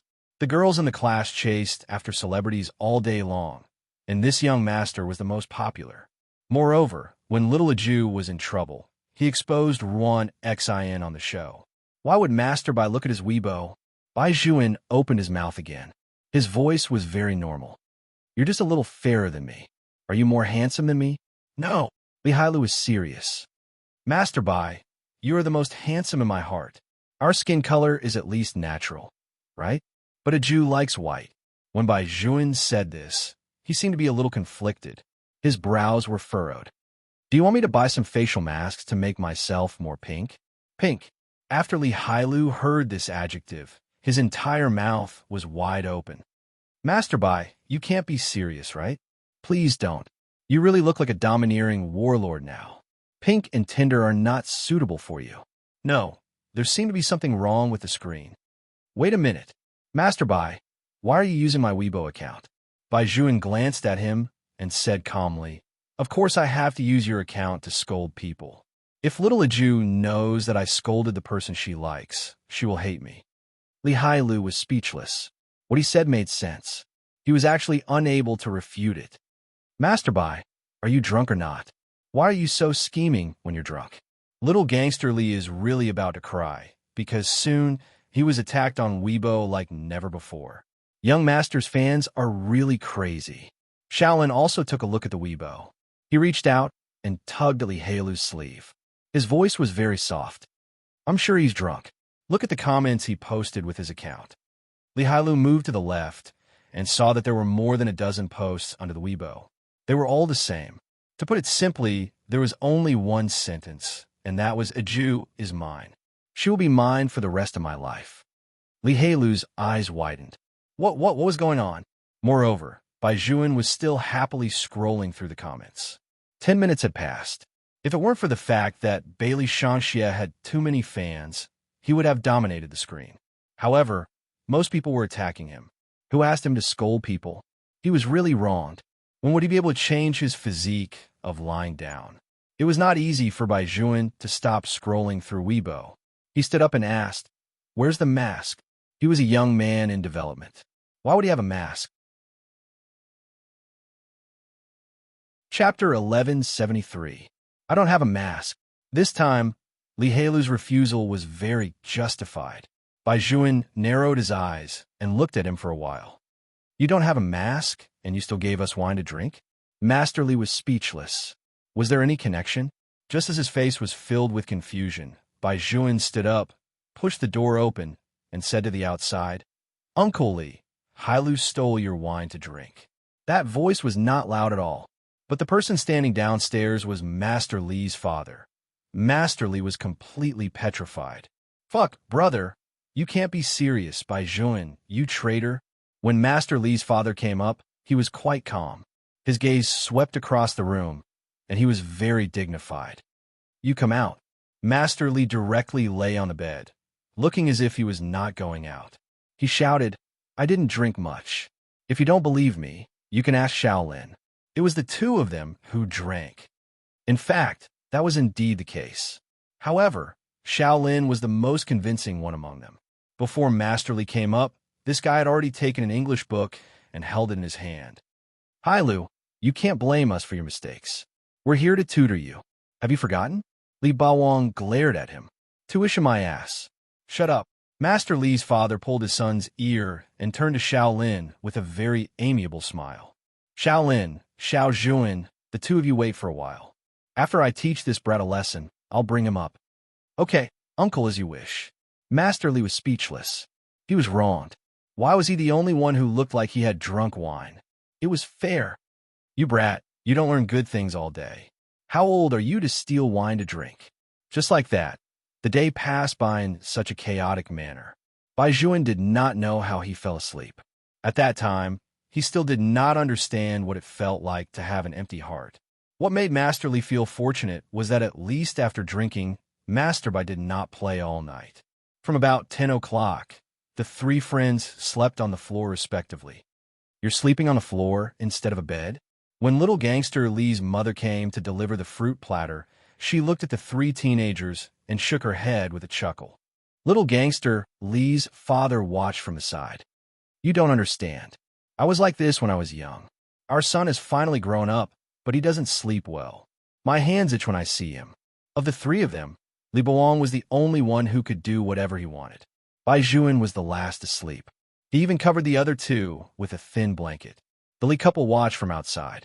Is there something wrong with Xiao Juan's heart? I'm not sure. What's the matter? Li Heilu's father was so slow. You even said that your son deserved a beating.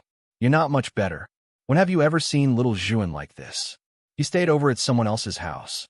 Unless it was that year. Now that you mention it, that's true. Mrs. Li was speechless. She glanced at the handsome man beside her and sighed. Why does our son's IQ follow yours? What's wrong with following me? It's useful for chasing after a wife.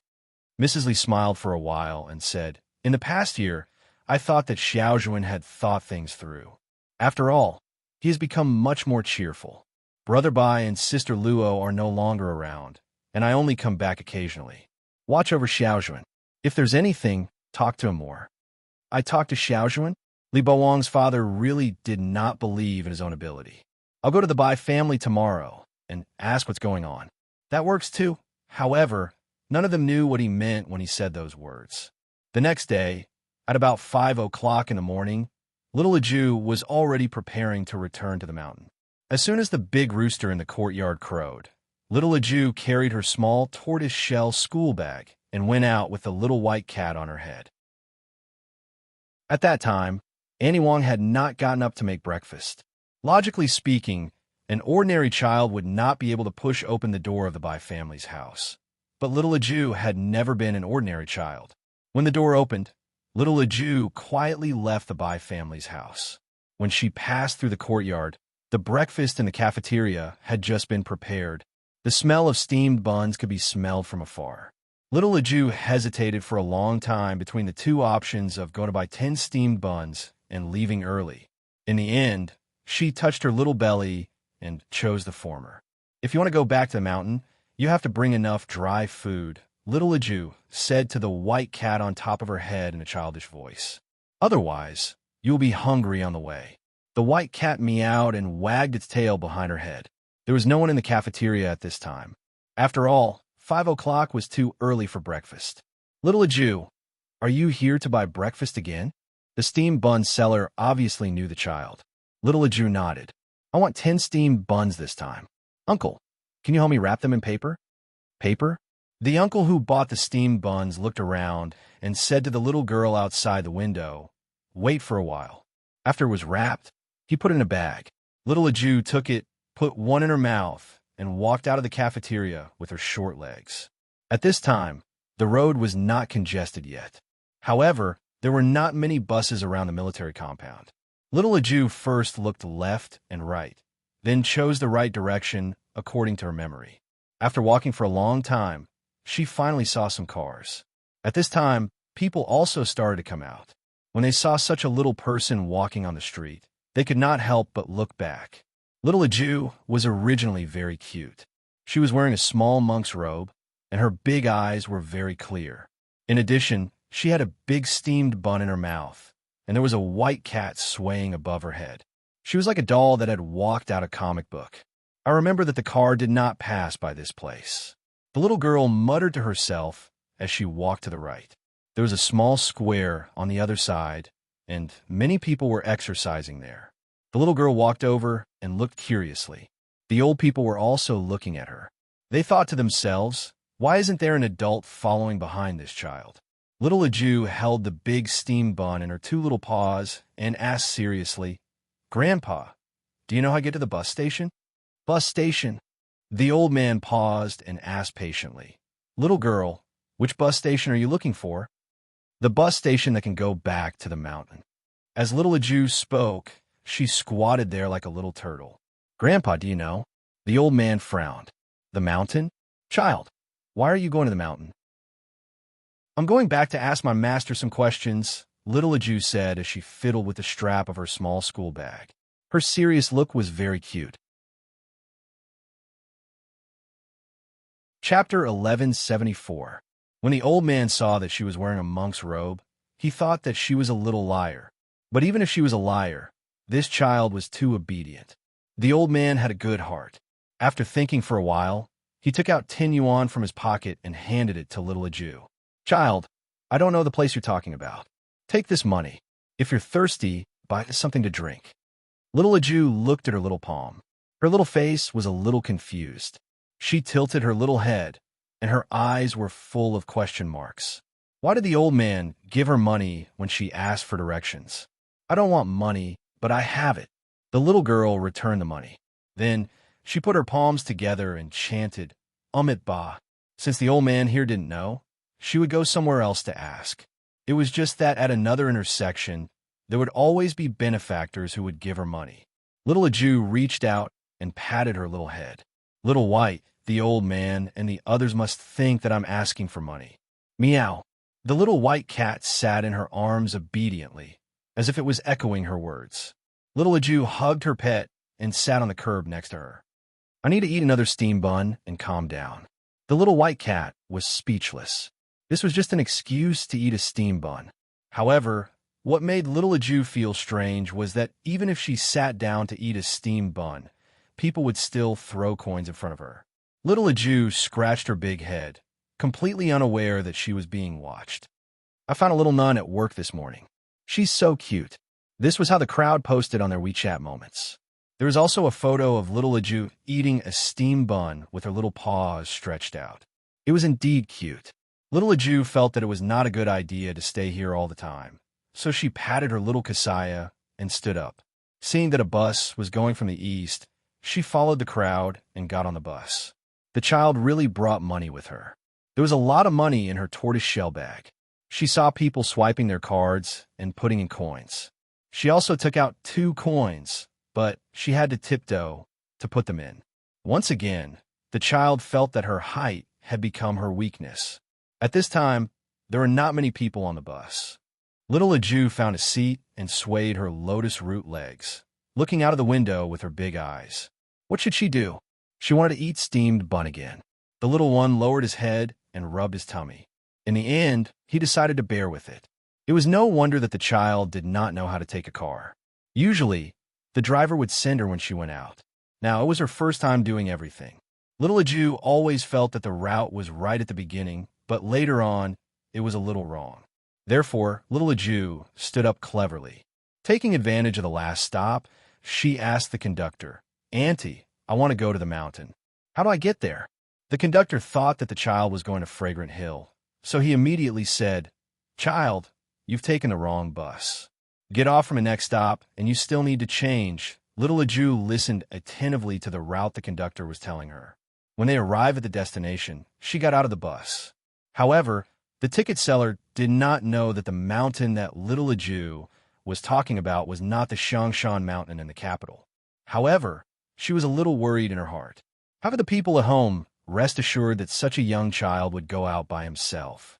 Along the way, she kept reminding a Jew to be careful.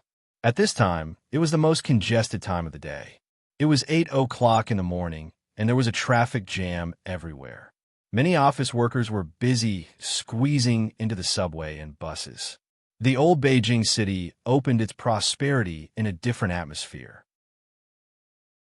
The smell of fried dough sticks and tofu pudding mixed in the air. Everything looked so lively. The well-decoratedly family was in Master Li's bedroom. Bai Juan held his head and woke up. He could even smell the strong smell of alcohol all over his body. Bai Juan shook his head. He first moved the leg that was draped over his body away. Then, he stood up and walked into the bathroom. He casually threw off the white t-shirt on his body, revealing his tall and straight back. His actions were very handsome. Only when the water poured down from above did he wake up a little. Shaolin woke up when she heard the noise in the bathroom. When she saw that it was almost 8 o'clock, she quickly kicked Master Li, who was lying horizontally, awake. "Get up quickly. You're going to be late for school." Master Li grabbed his head that was like a chicken's nest. His eyes met Bai Juan's as he walked out of the bathroom. "Fuck, Master Bai, you're finally sober. Do you know what you did yesterday? You betrayed me." "Is that so?" Bai Juan wiped his hair and asked Shaolin, who was beside him. Shaolin smiled slightly. "No. You two bastards are in cahoots," Master Li shouted as he began to put on his clothes. "Master Bai, even if you don't remember that you betrayed me, you still remember that you crazily scrolled through Weibo and said that you wanted to go down and wait for a Jew, right?" Bai Juan's hand that was wiping his hair paused. It was obvious that he did not remember anything. He did not answer Master Li's words. Instead, he took his school uniform and put it on. Shaolin could more or less see that Bai Juan was a little absent-minded. But in fact, Bai Juan was more than just absent-minded. His chest was very uncomfortable. That kind of discomfort was as if something was pressing down on him. As long as he thought of a Jew's attitude towards Bailey Shangxia, Bai Juan felt as if a basin of cold water had been poured on his body. He was drenched from head to toe, making him unable to sleep soundly. If it were not for the bottle of red wine yesterday, time would definitely have been very difficult to endure. Yesterday, when it was raining, he looked out of the window for a long time. It was so long that he cut the English test paper that he resisted the urge to pick her up. In the end, when he arrived at the Li family, he was even more unhappy. Shaolin knew Bai Juan quite well. Looking at his appearance, he knew that he was not feeling well. He patted Bai Juan's shoulder and said, "All right, we'll talk about it later. We're almost late. Go down and eat something. We'll leave immediately." Master Li also began to pack his school bag in a hurry. The three youths walked downstairs and had just sat down to eat a bun and finish the porridge. Annie Wong ran in from afar. She looked very anxious, and even her forehead was covered in sweat. "Young Master Li, is Miss here? A Jew?" Master Li bit the bun in his mouth and did not forget to drink a mouthful of soy milk. "I didn't see her come over." When Annie Wong heard this answer, half of her body went soft.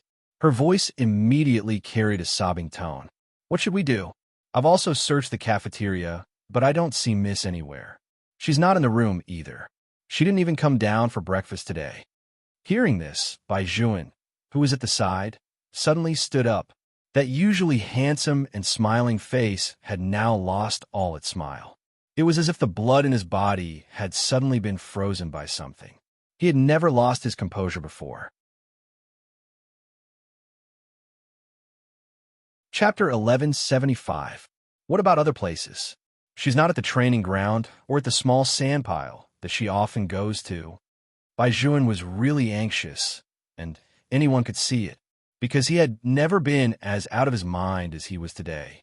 Annie Wong looked at the young master's expression and blamed herself. It's all my fault. Miss usually wakes up at around 6 o'clock. I clearly know that. I didn't see her today, so I thought she woke up late. I should have gone upstairs to take a look at that time. Maybe Miss wouldn't have gone missing. A Jew wouldn't have gone missing. Bai Juan's voice sank. She must be somewhere. That's right. She must be somewhere. Continue to search. Search the room and the courtyard. Based on Xiao Lin's understanding of Bai Juan, he knew very well that the other party had already lost his mind. Otherwise, he would not have used such a method of searching for a needle in a haystack. Bai Juan had really looked everywhere. He ran back and forth in the entire courtyard. Every time he met someone, he would ask if they had seen a Jew. Finally, he asked about the cafeteria. The steam bun seller said that a Jew had come to buy steam buns. It was not even 6 o'clock. 6 o'clock? Bai Juan raised his wrist and looked at the time on his watch. It was already 8:30. He had searched the entire courtyard, but he still did not see a Jew's shadow. Why was it like this? Bai Juan was born in the courtyard. He knew very well that once a child went missing, the best time to search was within 2 hours. But now, it had been almost 3 hours since a Jew disappeared. Where on earth did she go? Bai Juan raised his hand and fiercely chiseled the wall at the side. There was a bang. Li Hailu, who was following behind him, was so scared that he was full of worry. Master Bai, it's all my fault. If I had gone home to sleep yesterday, a Jew wouldn't have had such an accident. When Bai Juan said this, his throat hurt. Only he knew how much he regretted it now. Why did he have to be angry with a child? He was just chasing after a celebrity. A Jew was so young, and she could not stand the sun. Where would she go in such hot weather? Bai Juan glanced sideways.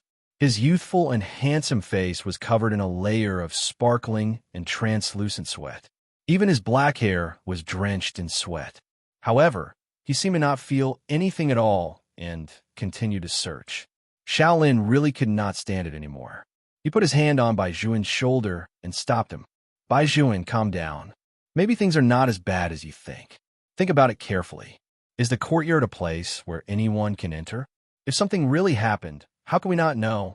Since even Annie Wong only realized that little Jew was missing later, and she even went to the cafeteria to sell steam buns, something bad might have happened. Master Li was also standing beside Bai Juan. The three youths didn't even want to go to school. After such a thing happened, none of them had the mood to go to school. Fortunately, Bai Juan finally listened to Xiao Lin's words a little. He turned sideways, and his eyes calmed down a little. Then, as if he suddenly thought of something, he immediately turned around and strode toward the guardhouse. Give me today's entry and exit records and video recordings. The people standing guard in the courtyard were all military personnel. After all, Bai Juan was not an adult yet, so he did not have the right to order them around. Young Master Bai, we have to wait for old Chief Bai to come before we can get you the records. Bai Juan heard this and did not care about what his grandfather had taught him. He directly barged in. He was not unfamiliar with computers, so he directly entered the time segment and began to search for the records in the video library. Young Master Bai, you can't do this. The guard shouted anxiously behind Bai Juan. At this time, Xiao Lin and Master Li had a tacit understanding. The two of them worked together to block the front. Bai Juan turned on the four-sided mode. The so-called four-sided mode was to observe 4 scenes at the same time. The time he entered was from 6 to 7 o'clock. According to what the uncle in the cafeteria said, since he saw a Jew at about 6 o'clock, if a Jew really left the courtyard, then it must be in the middle of this time, Bai Juan said as he focused on looking at the scenes from 6 to 6:10. Those scenes flashed very quickly. The guard at the side was already dumbfounded. Bai Juan seemed to be doing some review questions. His eyes quickly followed the scenes. In the end, his mouse paused and stopped on a scene. Then, he quickly magnified it to the maximum. Found it! Master Li could not help but shout. Even the guard at the side paused for a moment. Master Li looked at the video that was only 3 seconds long and frowned. Little Jew. She left on her own? After saying this, Master Li subconsciously looked at Bai Juan. He had never seen such a pale face on Bai Juan's face. He originally thought that there was an accident, but now he could clearly see that a Jew had left on her own. Other than her, there was no one else. Bai Juan looked at the video and felt as if all the strength in his body had been sucked out in an instant. He remembered what his grandfather had said to him yesterday. He said, "Be careful. Even a Jew can't stand you." Bai Juan's stiff fingers moved. It was as if even standing up had become a little difficult. At this time, old Master Bai walked in with his walking stick. He was dressed in a military uniform and looked very dignified. He first looked at his grandson and let out a long sigh. Then, he took out a piece of paper. "This was found in your and a Jew's room. A Jew put it on the desk where you often do your homework. Take a look." Bai Juan was shocked and took the piece of paper over. "Little brother, when you see this piece of paper, I've already left the courtyard. The Bai family is your home. You cannot go home because of me. Grandfather will miss you, and I will miss you too. I know that I'm too clingy, and sometimes when you look at me, you can't do your own thing, so I decided to go back to the mountain. I thought about it, and I still think that life on the mountain is more suitable for me. After going down the mountain, I will only be with little brother, and little brother will definitely feel tired." Woolly Buddha said that we must give others a certain amount of free space. Otherwise, the relationship between two people will become more and more unkind. I don't want to become like that with little brother. In the future, when little brother misses me, you can come to the mountain to see me. When I miss little brother, I can also write to little brother. There's no phone in the mountain, but I can write to little brother. The last sentence was something that the child had recently learned. There was even a very cute little paw print on the back. There were 4 words written seriously on it, from a Jew. Chapter 1176. Bai Juan looked at the words on the paper. His fingers clenched tighter and tighter, so tight that his knuckles turned white. From the first day he met little Jew, he seemed to have made the child suffer. Even if he had not grown up, he was still a junior high school student. He had clearly told himself to take good care of little Jew.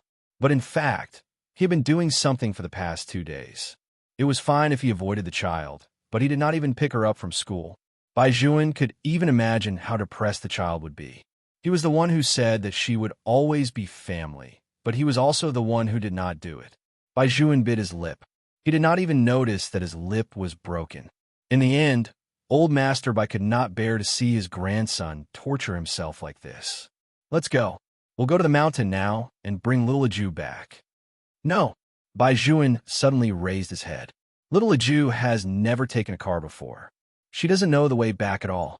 "Grandfather, she hasn't returned to the mountain yet. We have to find her. Use the Bai family's connections to find her from the surveillance cameras." This was the first time Bai Juan had taken the initiative to use the Bai family's power to do things. The Bai family's family rules had always been strict.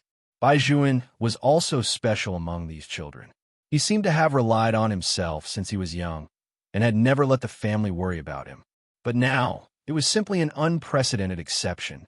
At that time, Shaolin only felt that no matter how principled a person was, these principles would be broken because of the appearance of another person. In fact, that person would make you not like yourself. Was it at that moment that the love that was often mentioned by adults was born? The youths were still young after all, so there were some things that they had to rely on their families.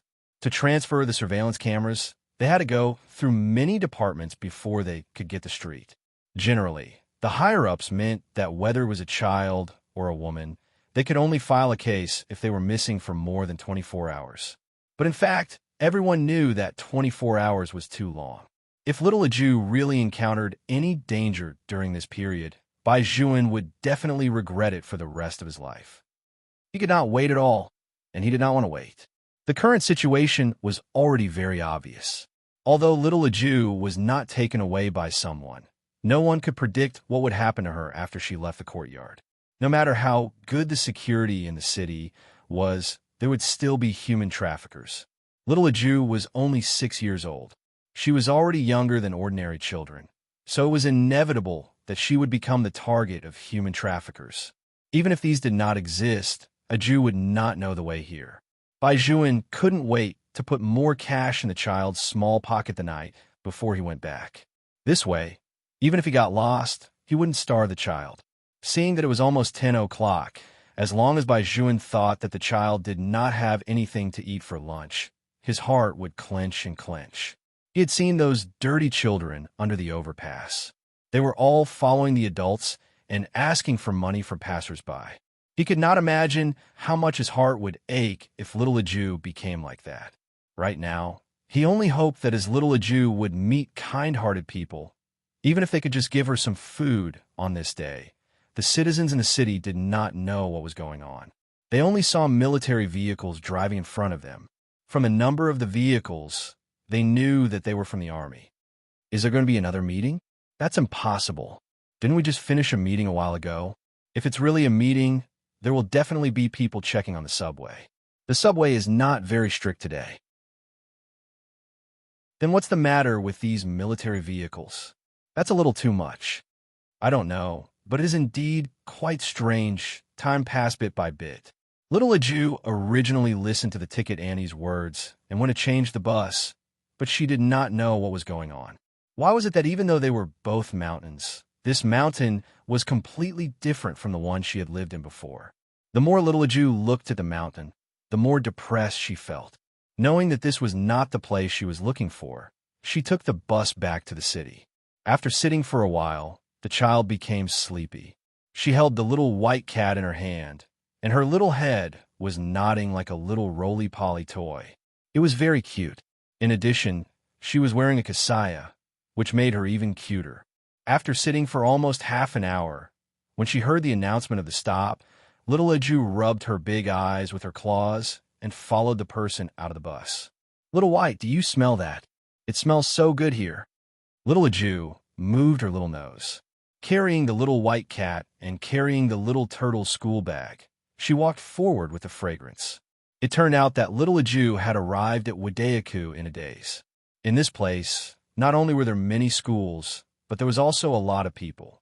Even the food was countless. Occasionally, she could hear people passing by talking in Korean. Little Aju tilted her little head and listened for a while. Then, she ran to the side of the road and looked at the uncle pushing the cart with her big eyes. The uncle was still giving change to someone, but when he lowered his head, he met little Aju's gaze. When he saw that she was wearing a kasaya, he was stunned for a moment before he smiled. "Child, are you hungry?" Little Aju nodded. The uncle deftly flipped his hand and spread the noodles on the pan. "Look, Uncle will make you a pancake. Try it." There was a sizzling sound. Little Aju asked about the smell of the egg inside, and her little claws followed. The white cat jumped on her head and wagged its tail back and forth. After the pancake was ready, it was very hot. The uncle very considerately folded 2 more layers of paper for little Aju. "Try it. How does Uncle's pancake taste?" Little Aju was not afraid of the heat. Smelling the fragrant pancake, she took it and took a big bite. Her little face was puffed up as she ate. She looked very delicious. Originally, they did not plan to buy pancakes, but when they saw little Aju eating so cutely, they all lined up. Little Aju was not full after eating one pancake. After eating the pancake that the uncle handed to her, she clapped her little hands and also lined up with the others. When it came to shopping, if there was a little girl in a kasaya in the middle, anyone would not be able to resist looking at her.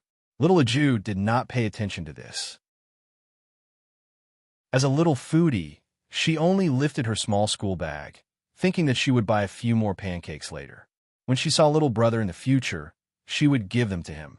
Little brother loved to eat noodles, so he would definitely like to eat pancakes too. Yes, the child did not change her habit of nodding when she agreed with her own opinion.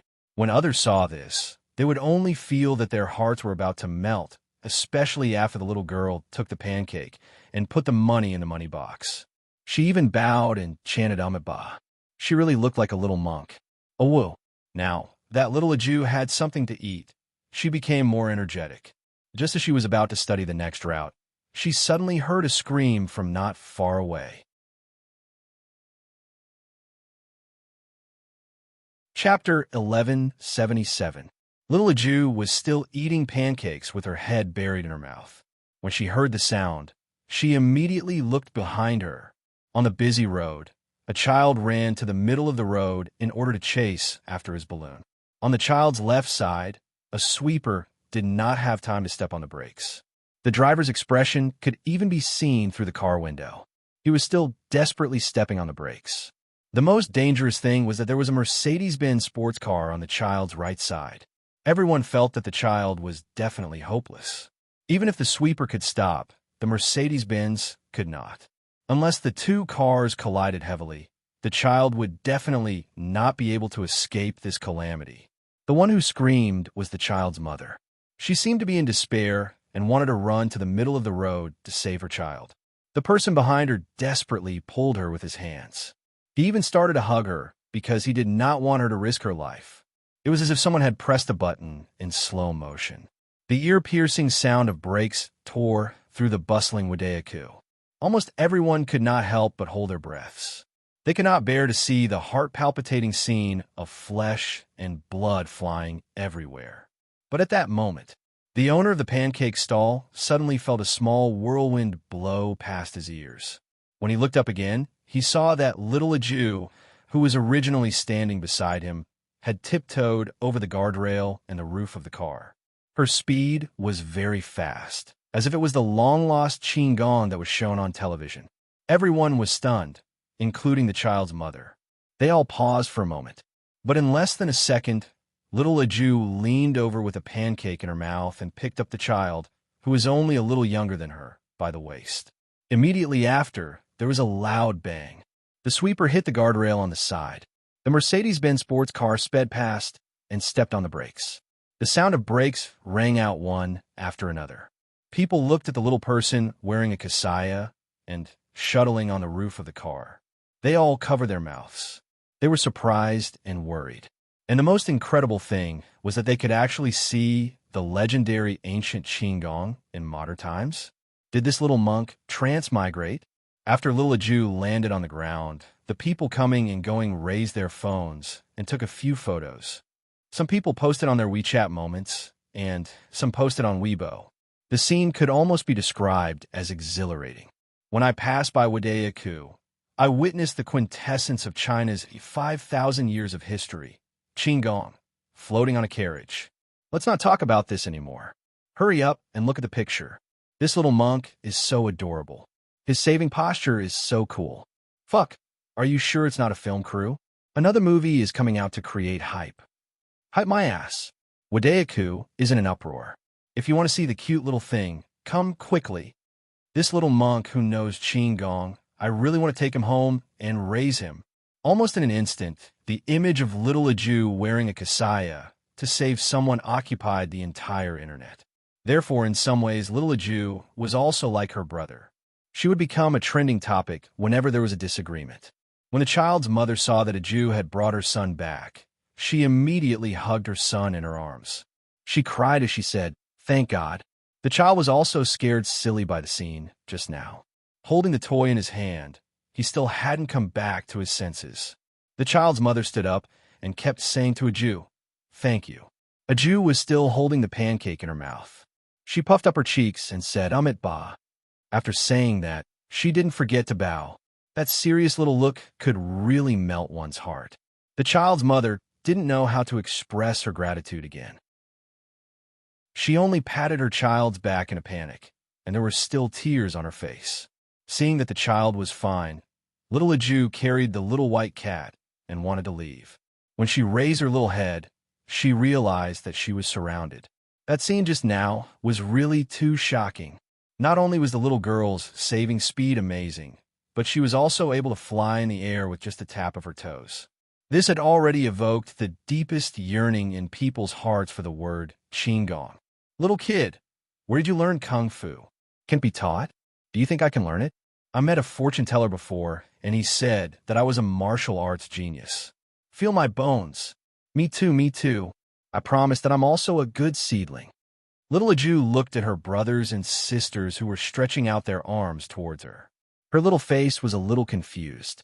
She shook her lotus-like little arm and looked behind her. Then she lowered her little head and poked her arm with her little finger. At this time, people saw that she was injured. Although it was only a scratch, it was obvious that her skin was scraped. Little Aju lowered her head and pouted her little mouth to blow. The child did not know what was going on, but the more she blew, the more aggrieved she felt. She thought that she missed her little brother. If her little brother was here, he would definitely apply medicine for her. After applying the medicine, her arm would not hurt anymore. Now, even her hand was swollen. Even if little Aju had the fate of Buddha, she was still just a child. She could not stand the pain at all, so she shook her little arm. Even if the people beside her wanted to help her, they did not dare to do it. After all, she was not their child. Once they carried her, they would not be able to explain themselves. Moreover, the injury was not serious. It was just a scratch, but no one knew, or rather, people could not empathize with each other. For Bai Juan, if little Aju was scratched even a little, his heart would ache for a whole year. But for others, it was just a scratch. Fuck. Master Bai, look at this. Little Gangster Lee, who was sitting in the front seat and scrolling through WeChat, handed the phone to Bai Juan in the back seat. Look, doesn't this look like little Aju? It was not just similar, it was simply her. Therefore, when Bai Juan saw the photo, he immediately asked someone to turn the car around. His eyes were heavy, and his fingers clenched the phone in his palm tightly. Faster, faster. The performance of the cars from the army was basically good. In addition, Bai Juan and the others were only a kilometer away from little Aju's current location. However, they did not know if it was because of the accident that had just happened, but the traffic in front of them was very bad. Bai Juan could not wait any longer. He opened the car door with a bang. Just like that, he held little Gangster Lee's phone and ran in the direction of a shopping mall at Wadayaku. No matter how Vice Commander Zhang called him from behind, he did not turn around. Vice Commander Zhang was worried about him. It was noon, and the sun was so hot that it could almost roast a person. The young master was already anxious. What if something happened to him because of the heat?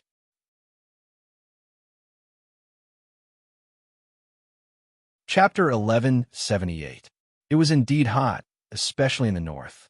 At 12:30 in the afternoon, the dazzling sun shone down on people's eyes. It was impossible to open one's eyes in the summer. There were cars and people everywhere, and there were all kinds of sound coming from everywhere. However, Bai Juan acted as if he did not hear it at all as he ran forward in large strides. Shaolin looked at the noble youth in the car who would never go out to play in the summer. His food and clothes had always been the best. Even old Master Bai could not bear for him to be exposed to the sun. He still remembered that Bai Juan had once said that unless it was especially necessary during military training, he would not run out for no reason because he did not like to sweat. Shaolin could not tell what he felt when he saw Bai Juan working so hard. However, if there was a chance, he would definitely tell little Aju personally, the only person who can make that pampered young master Bai give up his pride is you. Bai Juan did not think so much. He only wanted to be faster, faster.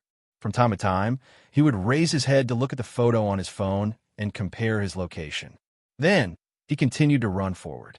It should be right in front. Bai Juan looked at the dense crowd in front of him. He no longer thought about whether he would be stained with the sweat of others. As long as he thought of his little Aju standing nearby, waiting for him to find her, Bai Juan's speed became faster and faster. He passed through the crowd that he used to hate the most. His back was already drenched in sweat, and the pure black hair on his forehead was also drenched. It stuck to one side, so much so that even his vision was somewhat obstructed. Bai Juan raised his hand and wiped away the sweat on his chin. He continued to use his arm to push away the people in front of him. His hand was originally injured when he was chiseling the wall in the morning. Now that it was soaked in sweat, the back of his hand was swollen. It looked painful.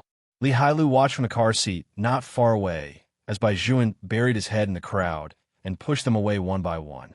For some reason, his eyes actually felt a little hot. He had seen too many sides of Bai Juan. Some were domineering, some were sneering, some were lazy and unruly, and some were polite. Every side of Bai Juan was so perfect. Even those adults would say that you must learn from that kid from the Bai family and so on. But he had never seen Bai Juan like this. The young man's tall and straight back seemed to be in a sorry state at this moment, but his eyes were filled with an indescribable firmness and gentleness. Just how much did she care to be able to do this? Finally, Baijuan finally rushed to the front of the crowd. Little Aju was still standing in front of the glass building, shaking her injured little arm. She did not expect that when she raised her head again, she would see her little brother. Baijuan also saw her. For some reason, the child's small school bag was dirted. His hair, which was always neatly combed, was messy. His kasaya was covered in dust, and the pancake crumbs that he had just eaten were also stained on it. His entire body was dirty. What made Baijuan the most jealous was the scratch on the child's arm. Without thinking, he directly carried little Aju up. He did not care if the ground was dirty or not. He lowered his eyes and blew at little Aju's little arm. He coaxed her, "Be good, it doesn't hurt anymore. Little brother is here. Aju doesn't hurt anymore." The little girl was originally sitting in Baijuan's arms obediently. When she heard Baijuan coaxing her, she stretched out her two little claws and hugged Baijuan's back. She tilted her little head and rested it on Baijuan's shoulder.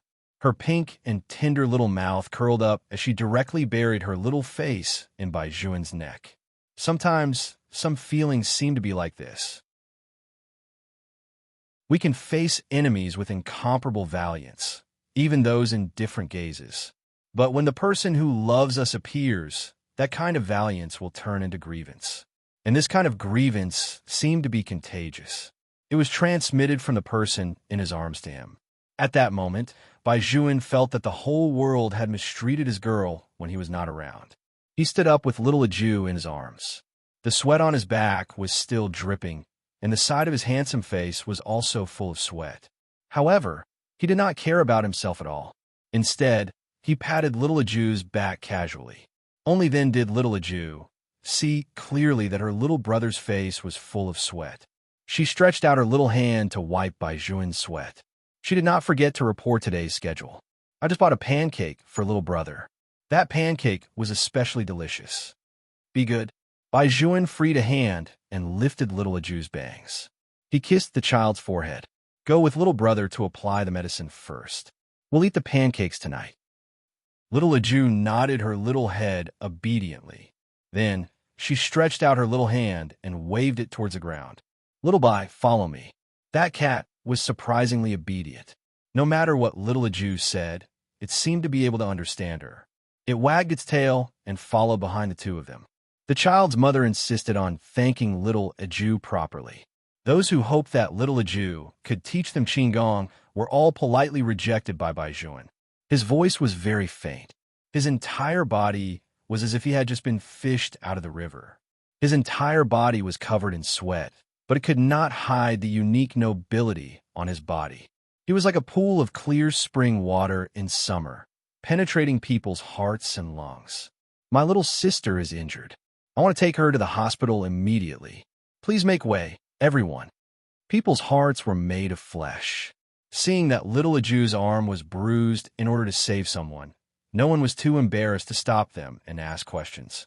Baijuan carried the little girl in his arms and passed through the crowd. Finally, he walked to the side of the military Hummer. Li Hailu immediately opened the car door. Shaolin also automatically made a large space for them. Both of their hands were injured, but they were surprisingly quiet. Little Aju did not let anyone apply medicine for her. She just hugged Baijuan's back. Baijuan was even more serious. Li Hailu even said that if he was too tired, he would let little Aju sit next to him. Anyway, the space in the car was big. Who knew that Baijuan would not let go at all, let alone agree? A youth and a child quietly snuggled together. It always gave Li Hailu an indescribable illusion. "Young master, should we go home first?" In the end, it was Vice Commander Zhang who broke the silence. "There's a medicine box at home. It's more convenient at home.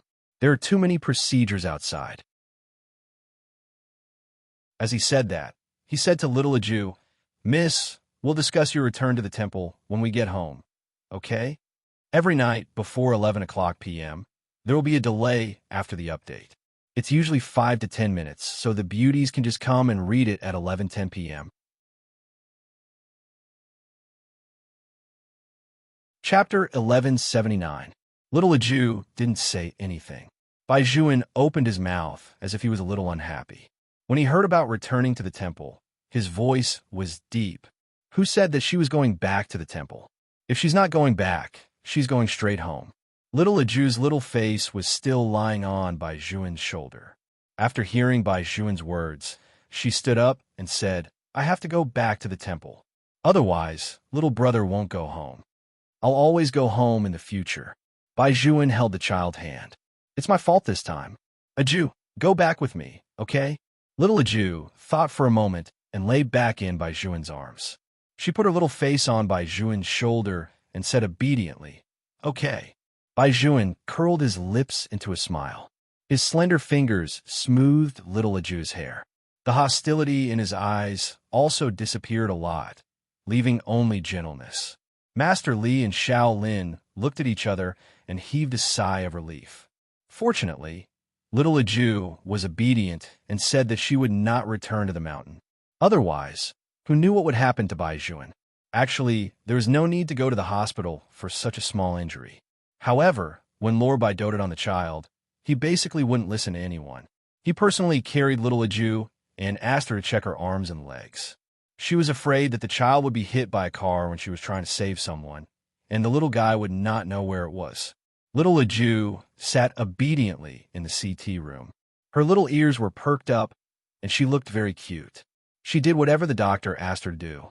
Bai Juan looked at her from the side. He did almost everything himself. Even when putting on shoes, Bai Juan bent down and tied them for Aju. Other than the abrasions, everything else is normal. It's just that the child should be growing recently, so he should eat more calcium tablets and vitamins at home. As the doctor spoke, he smiled at little Aju. When little Aju heard the words grow up, she immediately perked up. Her little face was very serious as she nodded. Bai Juan smiled and was about to carry the child, but the child pulled his wrist and pulled him in front of the attending physician. Doctor, my little brother's hand is injured. Can you help him take a look? Vice Commander Zhang heaved a sigh of relief. In fact, compared to Mrs. Abrasions, the injury on young master's left hand should be more serious. That area was already a little swollen, and after being soaked in sweat, it must be more painful now. He had just mentioned to young master that he should take a look at his own hand first, so that he could carry Miss for a checkup. But the young master only glanced at him and didn't say anything. It seemed that he didn't want to let go of the young miss at all. Deputy Zhang was worried that if this continued, the young master's hand might become infected. If it was the young miss who suggested it, the young master would definitely do it. As expected, as soon as little Aju finished speaking, Bai Juan followed her instructions and sat there. Little Aju's small body lay on Bai Juan's long legs. She raised her small face and asked the attending physician very seriously, Doctor, is my little brother's hand okay? He still had to do his homework and play basketball. He had to get better soon. It's a little inflamed, but it's not a big problem. We need to disinfect it with alcohol first. As the doctor spoke, he wrote the prescription list. Then, he opened the medical iodine beside him, dipped a cotton ball in it, and pressed Bai Juan's hand. Bai Juan immediately frowned. Little Aju stood up straight and looked at the doctor. It was as if he had done something to make her little brother feel pain. The doctor smiled. Good girl, this is alcohol. It's normal for your little brother to feel pain. I'm sorry. Little Aju had always been obedient. She asked with her big eyes, Then when will little brother stop feeling pain? Just a few more days of medicine. The doctor handed the list to Bai Juan. Bai Juan used his other hand to rub little Aju's head. The child's concern warmed his heart. The two of them finally made up.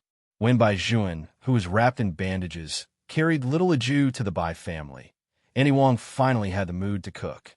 Without needing old Master Bai's instructions, she quickly began to prepare dinner and made a large pot of northeastern stew. The fragrance was so fragrant that even Master Li drooled. Old Master Bai looked at little Aju, who was eating beside Bai Juan, and thought that the child had finally returned to normal. If little Aju did not eat for a day, he would feel uncomfortable in his heart. Not to mention, when his grandson was not around, when the little girl's ears drooped, no one could stand it. As for his grandson, he had finally returned to normal. After dinner, Xiao Lin and Master Li went home. Bai Juan carried little Aju upstairs and put hot water for the child. After testing the temperature of the water, he let little Aju go into the bathroom to take a bath. During this time, Bai Juan went to old Master Bai's study. Originally, he wanted to use the Bai family's influence to delete all the photos that had gone viral on the internet. After all, just the matter of Qinggong alone could attract the attention of some media outlets. In addition to the matter of his live broadcast, he did not want little Aju to have some unnecessary worries in her future life. What Bai Juan did not expect was that when he went online again, the photos that had caused the popularity had long disappeared. Could it be that someone had deleted the photos before him? Bai Juan frowned slightly. But in China, who else had the ability to do so? It was also night. At the entrance of the old alley in the capital, in an unassuming auto repair shop, there were no less than 8 LCD computers running at the same time. Each computer was running very fast. The barcodes that were running at high speed on them were not something that ordinary people could understand at all. Those computers seemed to be broken, but for those who knew the industry, they could quickly recognize that the garbled codes were in order. Someone had set up firewalls one after another on them. Moreover, when they attacked, they specifically attacked the other party's loopholes. Even when they withdrew, they started from the loopholes in the network. Immediately after that, there was a crisp sound of a slap. After Monkey pressed the enter key, he raised his head and looked at the figure sitting opposite him. "Boss, it's done. Look for me to get your salary tomorrow." Hellion Vivian stood up. She was wearing a pure black knee guard on her left leg, which made her legs look even more slender and fair. She also had short silver-gray hair on her head, which made her look a little like a comic character. There was a unique carefreeness in her handsomeness. This was the original outfit of the legendary Queen of Arms. On the other hand, Bai Juan could not figure it out at all, because even old Master Bai could not get the exact information. The only thing that could be confirmed was that this should be done by an international hacker organization. However, there was no way to find out which organization it was. The IP that the other party used was originally a virtual IP. In addition, before this matter was taken seriously, the other party had already started to delete it. This way, it was even more impossible to find the other party's specific location.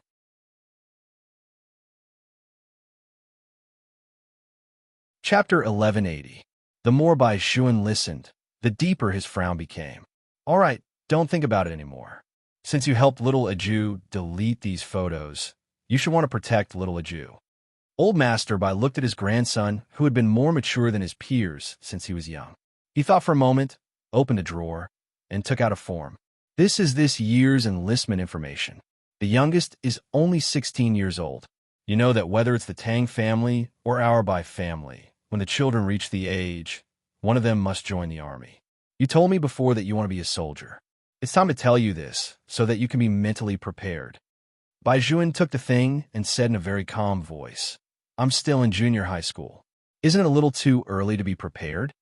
Old Master Bai sighed and looked at him meaningfully. "Grandfather wants you to be prepared to leave little Aju for at least 3 years." Hearing this, Bai Juan suddenly froze. Looking at his grandson's reaction, Old Master Bai shook his head and continued, "When you graduate from high school, you can't bring little Aju to the military camp. Think about it carefully. If you say that you give up now, I will help you return this application." As he spoke, Old Master Bai stood up. In fact, from a selfish point of view, he did not want to send his grandson to that army. Should it be said that it was a coincidence? If it wasn't for that live broadcast, Bai Juan might not have been chosen by the most secretive army in China. Once he was chosen, no one could change it. That was the army that any soldier wanted to go to. As a leader, he was very happy that his grandson had been chosen. However, as an old man, he knew very well what kind of mission that army carried out. Other than danger, there was still danger. Now, he handed this choice to Bai Juan. If his grandson did not want to go, even if he did not want his old face and military rank, he had to think of a way. However, what Old Master Bai did not expect was that the voice behind him was actually a sentence. "Leave this application here. I will fill it in when I graduate from high school. I will do what I promised father no matter what." Of course, Old Master Bai knew why Bai Juan said such words. Before the child's parents passed away, his son, who had made him proud all his life, always said to little Bai Juan, "Son, promise me one thing. The Bai family should be in the military camp since they were born. You should be the same. When you grow up, you must join the army. Father protects the country, and you protect the family. Do you understand?" All right. At that time, little Bai Juan was much more cheerful than he was now. His voice was also very clear. He held his father's military cap and bumped fists with his father like a little man. It was as if he was fulfilling the promise he made back then. While others were planning which high school or university they would go to in the future, Bai Juan had already decided that he would join the army in the future. If a Jew had not appeared, he might have gone when he was 16 years old. But now, he had to watch the child grow up a little before he could leave with peace of mind. Bai Juan came out of the study and looked at the bedroom that was one door away from him. He first steadied the emotions in his eyes before pushing the door open and walking in. As soon as he opened the door, he saw that a Jew had already put on a dark yellow tiger pajamas. She was doing a little somersault on the bed with her tail up. This was an entertainment activity that children often did when they were waiting for Bai Juan to arrive on time. Mengming's little face was always exposed outside. There was even a strand of hair on the top of her head. She looked very cute.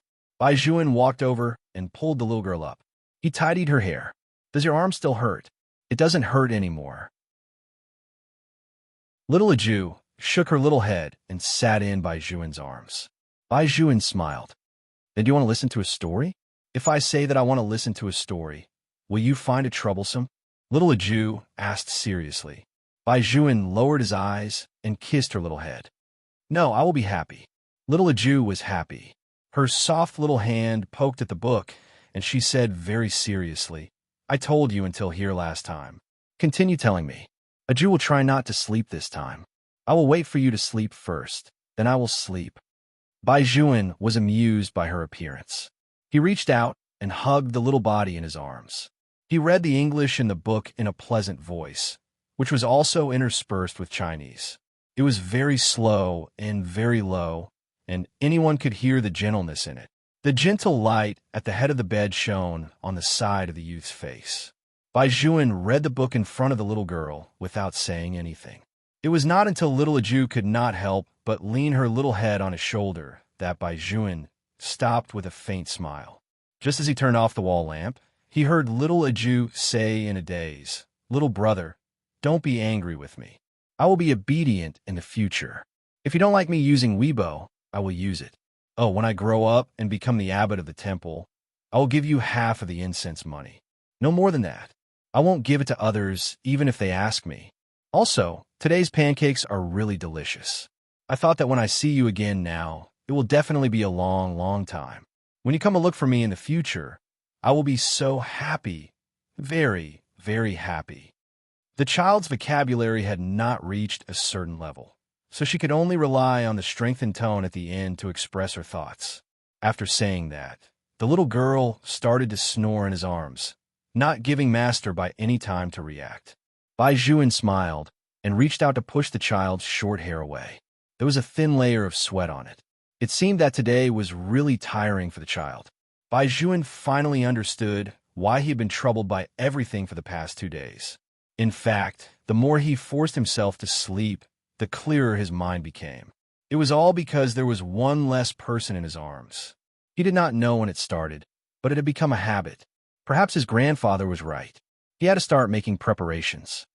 As he thought about it, he lowered his head and kissed Aju's little head again. Then he closed his eyes. His arm never left the little pillow in his arms. Sleeping had finally become something that could relax him. However, as he slept, for some reason, the burning wound that was originally a little painful actually felt a trace of comfortable coolness. This made Bai Juan open his eyes in confusion. He saw that the little girl was rubbing her big eyes with her claws. She was sitting on the edge of the bed, pouting her small body and blowing cold air on his left hand. When Bai Juan saw this scene, his heart was so warm that it was unbelievable. He reached out and hugged little Aju tightly in his arms. "Be good, it doesn't hurt. Aju, sleep well." I saw a little brother move. Little Aju said with her eyes wide open, "So little brother, don't force yourself. If it hurts, tell me. Woolly Buddha said that it won't hurt after I blow on it. Bai Juan did not say anything. Instead, he hugged the little girl in his arms even tighter. He thought that how could some incense money be enough? What he wanted was her.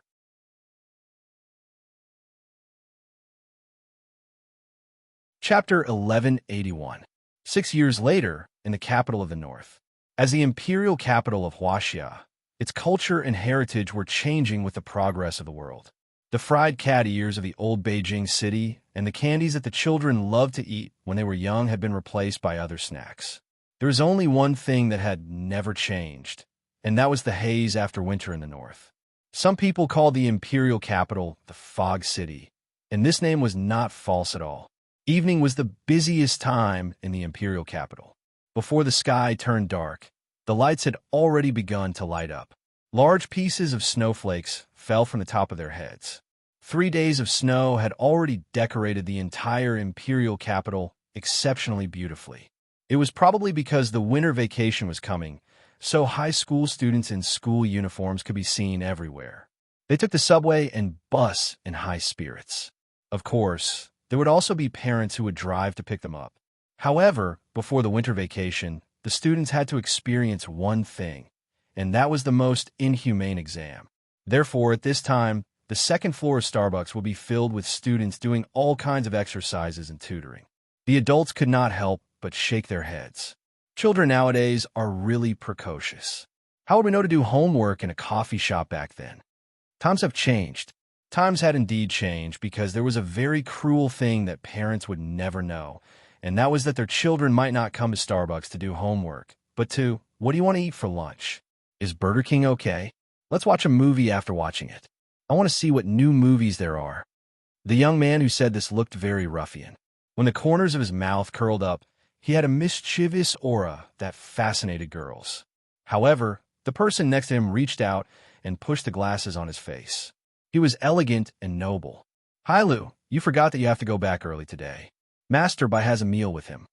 Li Hailu had now grown into a heartthrob. He was wearing a leather jacket, which was very punk style. He patted his forehead. How could I forget about this? As he said this, he put down his phone and smiled at the girl sitting next to him. It seems that we can only make an appointment another day. You could go shopping by yourself later. The girl was somewhat disappointed, but the beautiful school beauty of number 1 high school said, Is Master Bai the Bai Juan from your school? Since it's going to be a meal anyway, why don't we call him over to join us? Li Hailu tilted his head and held the phone in his hand.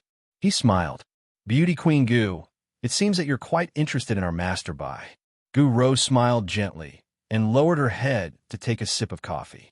She did not deny it. Seeing that, Li Hailu and Xiao Lin looked at each other. The latter slowly closed the book and smiled. I advise you not to be too interested in Lord Bai. Because of his sister?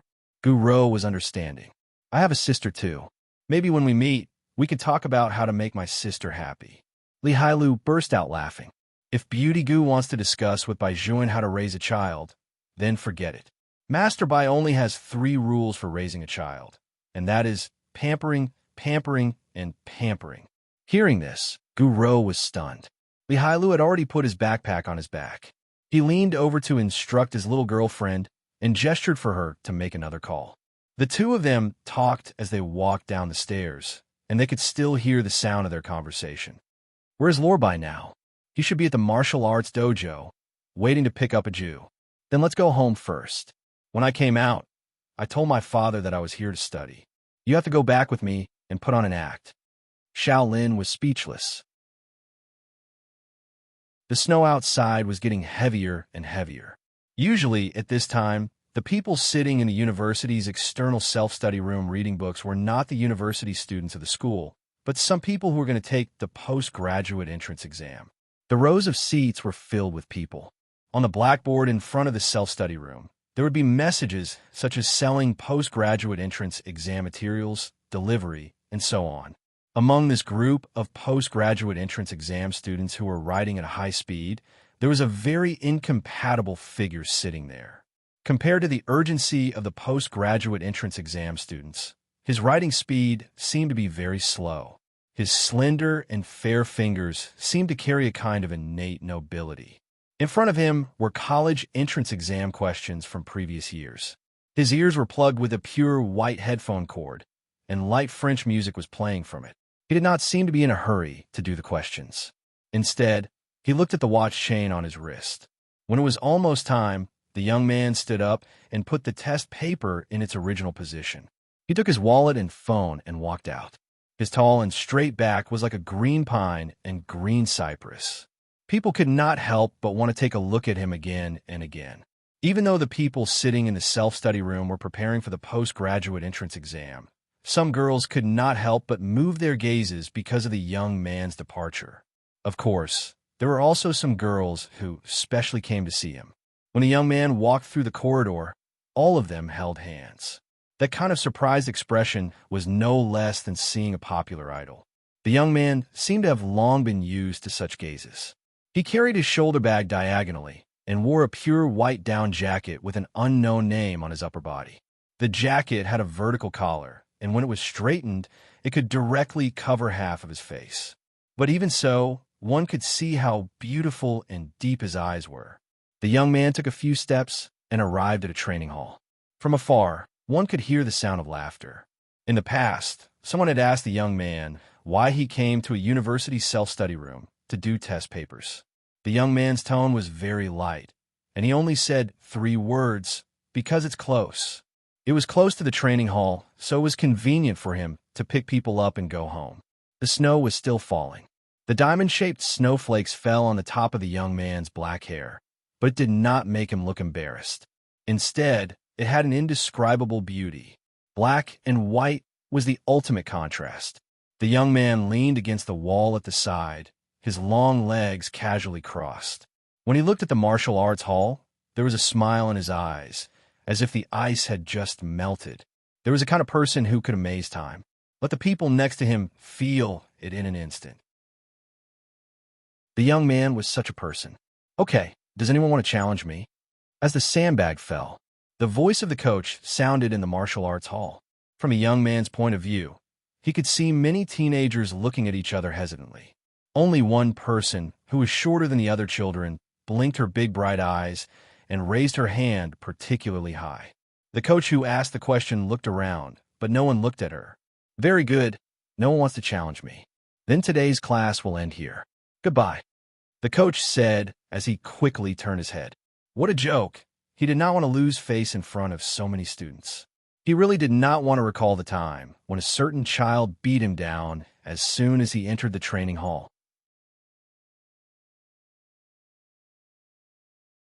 Chapter 1182.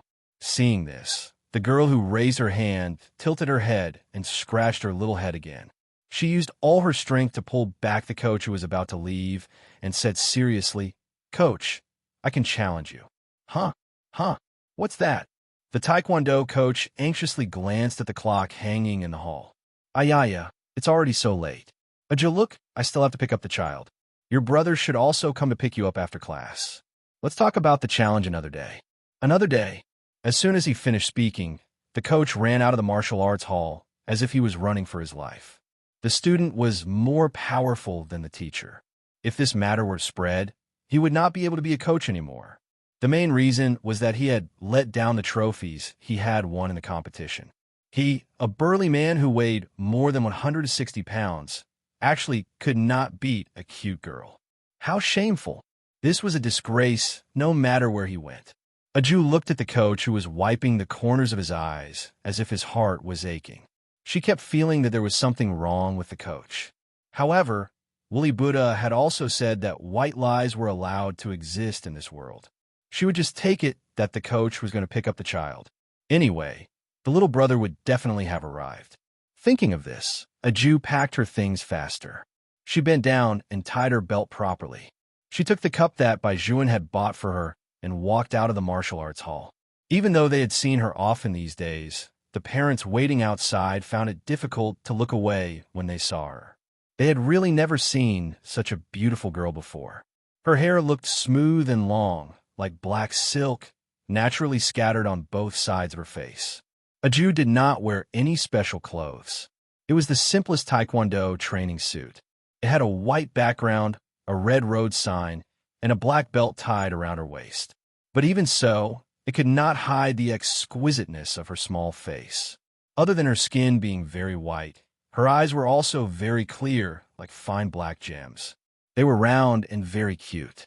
In addition to the little white cat on her head, she always gave people the feeling that she had walked out a comic. The corner of the evening light shone on the side of her face. It was so clean that one could see the fine hair. She was different from the others. Aju did not need to cut her hair at all to be able to control the entertainment of Taekwondo. What's more, the coach had not dared to let her fight ever since she entered the school. However, Aju herself was still very interested in beating people up, so she listened very seriously in class every day. 6 years was enough for a child to grow into a beautiful young lady. It was probably because Aju's food therapy over the years had taken effect. She was actually taller than her peers. But even so, the top of her head could only reach above Baijuan's chest. Aju was still looking for someone with the white cat on her head. When she saw the young man leaning against the wall, she ran over without thinking. Baijuan reached out and hugged her. His actions were very natural, as if everything had long become a habit. "Are you hungry?" Aju nodded and touched her small belly. "I've been hungry for a long time. Otherwise, I wouldn't have let the coach go." Baijuan took the cup from her hand and held her hand with his other hand. Even the corners of his mouth were smiling. "Then, shall we take a taxi back today? Annie Wong made your favorite dumplings." "Okay." Aju was always obedient. When the two of them stood together, for some reason, people could not take their eyes off them. Baijuan walked in front of Aju. From time to time, he would turn his face to talk to Aju. His voice was so gentle that it was unbelievable. He was the legendary cold and aloof school hunk who was very difficult to get close to. 12:30 p.m. in the military compound. When Li Hailu saw Baijuan walking in with Aju, he called out, "Master Bai, why are you so slow? I'm starving to death." "Annie Wong, your young master and young lady are back. Hurry up and bring the dumplings up. We also need lava vinegar and chili oil. The dumplings are only delicious when they are eaten." Okay. Andy Wong replied in the kitchen. "I'll bring the food out now. There's still a pot of hot dumplings in the pot. It's filled with beans. You'll definitely like it." Although Li Hailu and the others would be 18 by the new year, they still loved to eat the dumplings at home. They were a little different from other children. It was probably because of the habits they had developed since they were young. Their concept of home was stronger than that of other children. On Saturday and Sunday, other children liked to eat outside. Baijuan liked to eat at home, and even Li Hailu and Shaolin followed him to eat. Although they were eating dumplings, there were no less than 6 vegetarian dishes and a bowl of dumpling soup on the long table. There were cold eggplant paste, bamboo shreds and red oil, and hot and sour fern root powder on the table. Li Hailu was right. Eating dumplings still needed to be dipped in the authentic lava vinegar and then added in the chili oil. When it was put in the mouth, it could be said to be extremely delicious. Of course, this was the way the Northerners ate. With such a mixture of heavy flavors, all the flavors in the world were complete. The 3 young men also ate a lot. The main reason was that Aju ate together with the food. No matter how old the children were, when they ate, their cheeks would bulge like little hamsters eating. Baijuan sat next to Aju. Usually, he would eat one dumpling by himself. When he picked up the second one, he would blow on it and put on Aju's plate. If Li Hailu was not smart in the past, ever since he had had countless girlfriends, he could more or less see the trick. He touched Shaolin with his hand and said very softly, "To be honest, do you think Master Bai dotes on Aju too much? How old is Aju?" "She's already 12 years old. When I touched Master Bai's chopsticks when I was 12 years old, he would directly kick me. Why is it that when it comes to Aju, all the rules are invalid? The main thing is that Aju doesn't need him to feed her anymore, right? What is Master Bai thinking? Is he planning to feed Aju for the rest of her life?" "Hailu." Shaolin started to pick up the dumplings in his bowl when he was not paying attention. You can see that. It's not simple. As expected, people who have been in love are different. When Li Hailu heard this, he straightened his back. "What did I say? I asked you to pick up girls with me before, but you didn't? Now you're jealous of me? Yes, I'm jealous. Not only is your IQ negative, but your EQ is also not online. Xiao Lin ate the last dumpling.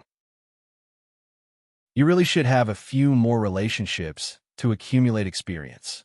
Otherwise, how can you marry your fiancée? Li Hailu was stunned for a long time before he realized that Xiao Lin was mocking him again. When he looked at the empty plate in front of him, he immediately took action. You villain, return my dumplings to me. I can swallow them. Are you sure you can still eat them? Xiao Lin. The two of them fought every day. Aju was already used to it. Biting the large plate of dumplings that Bai Juan had reserved for her, she felt more and more that her little brother was wise. To snatch food from these two big eaters, one had to strike first to gain the upper hand.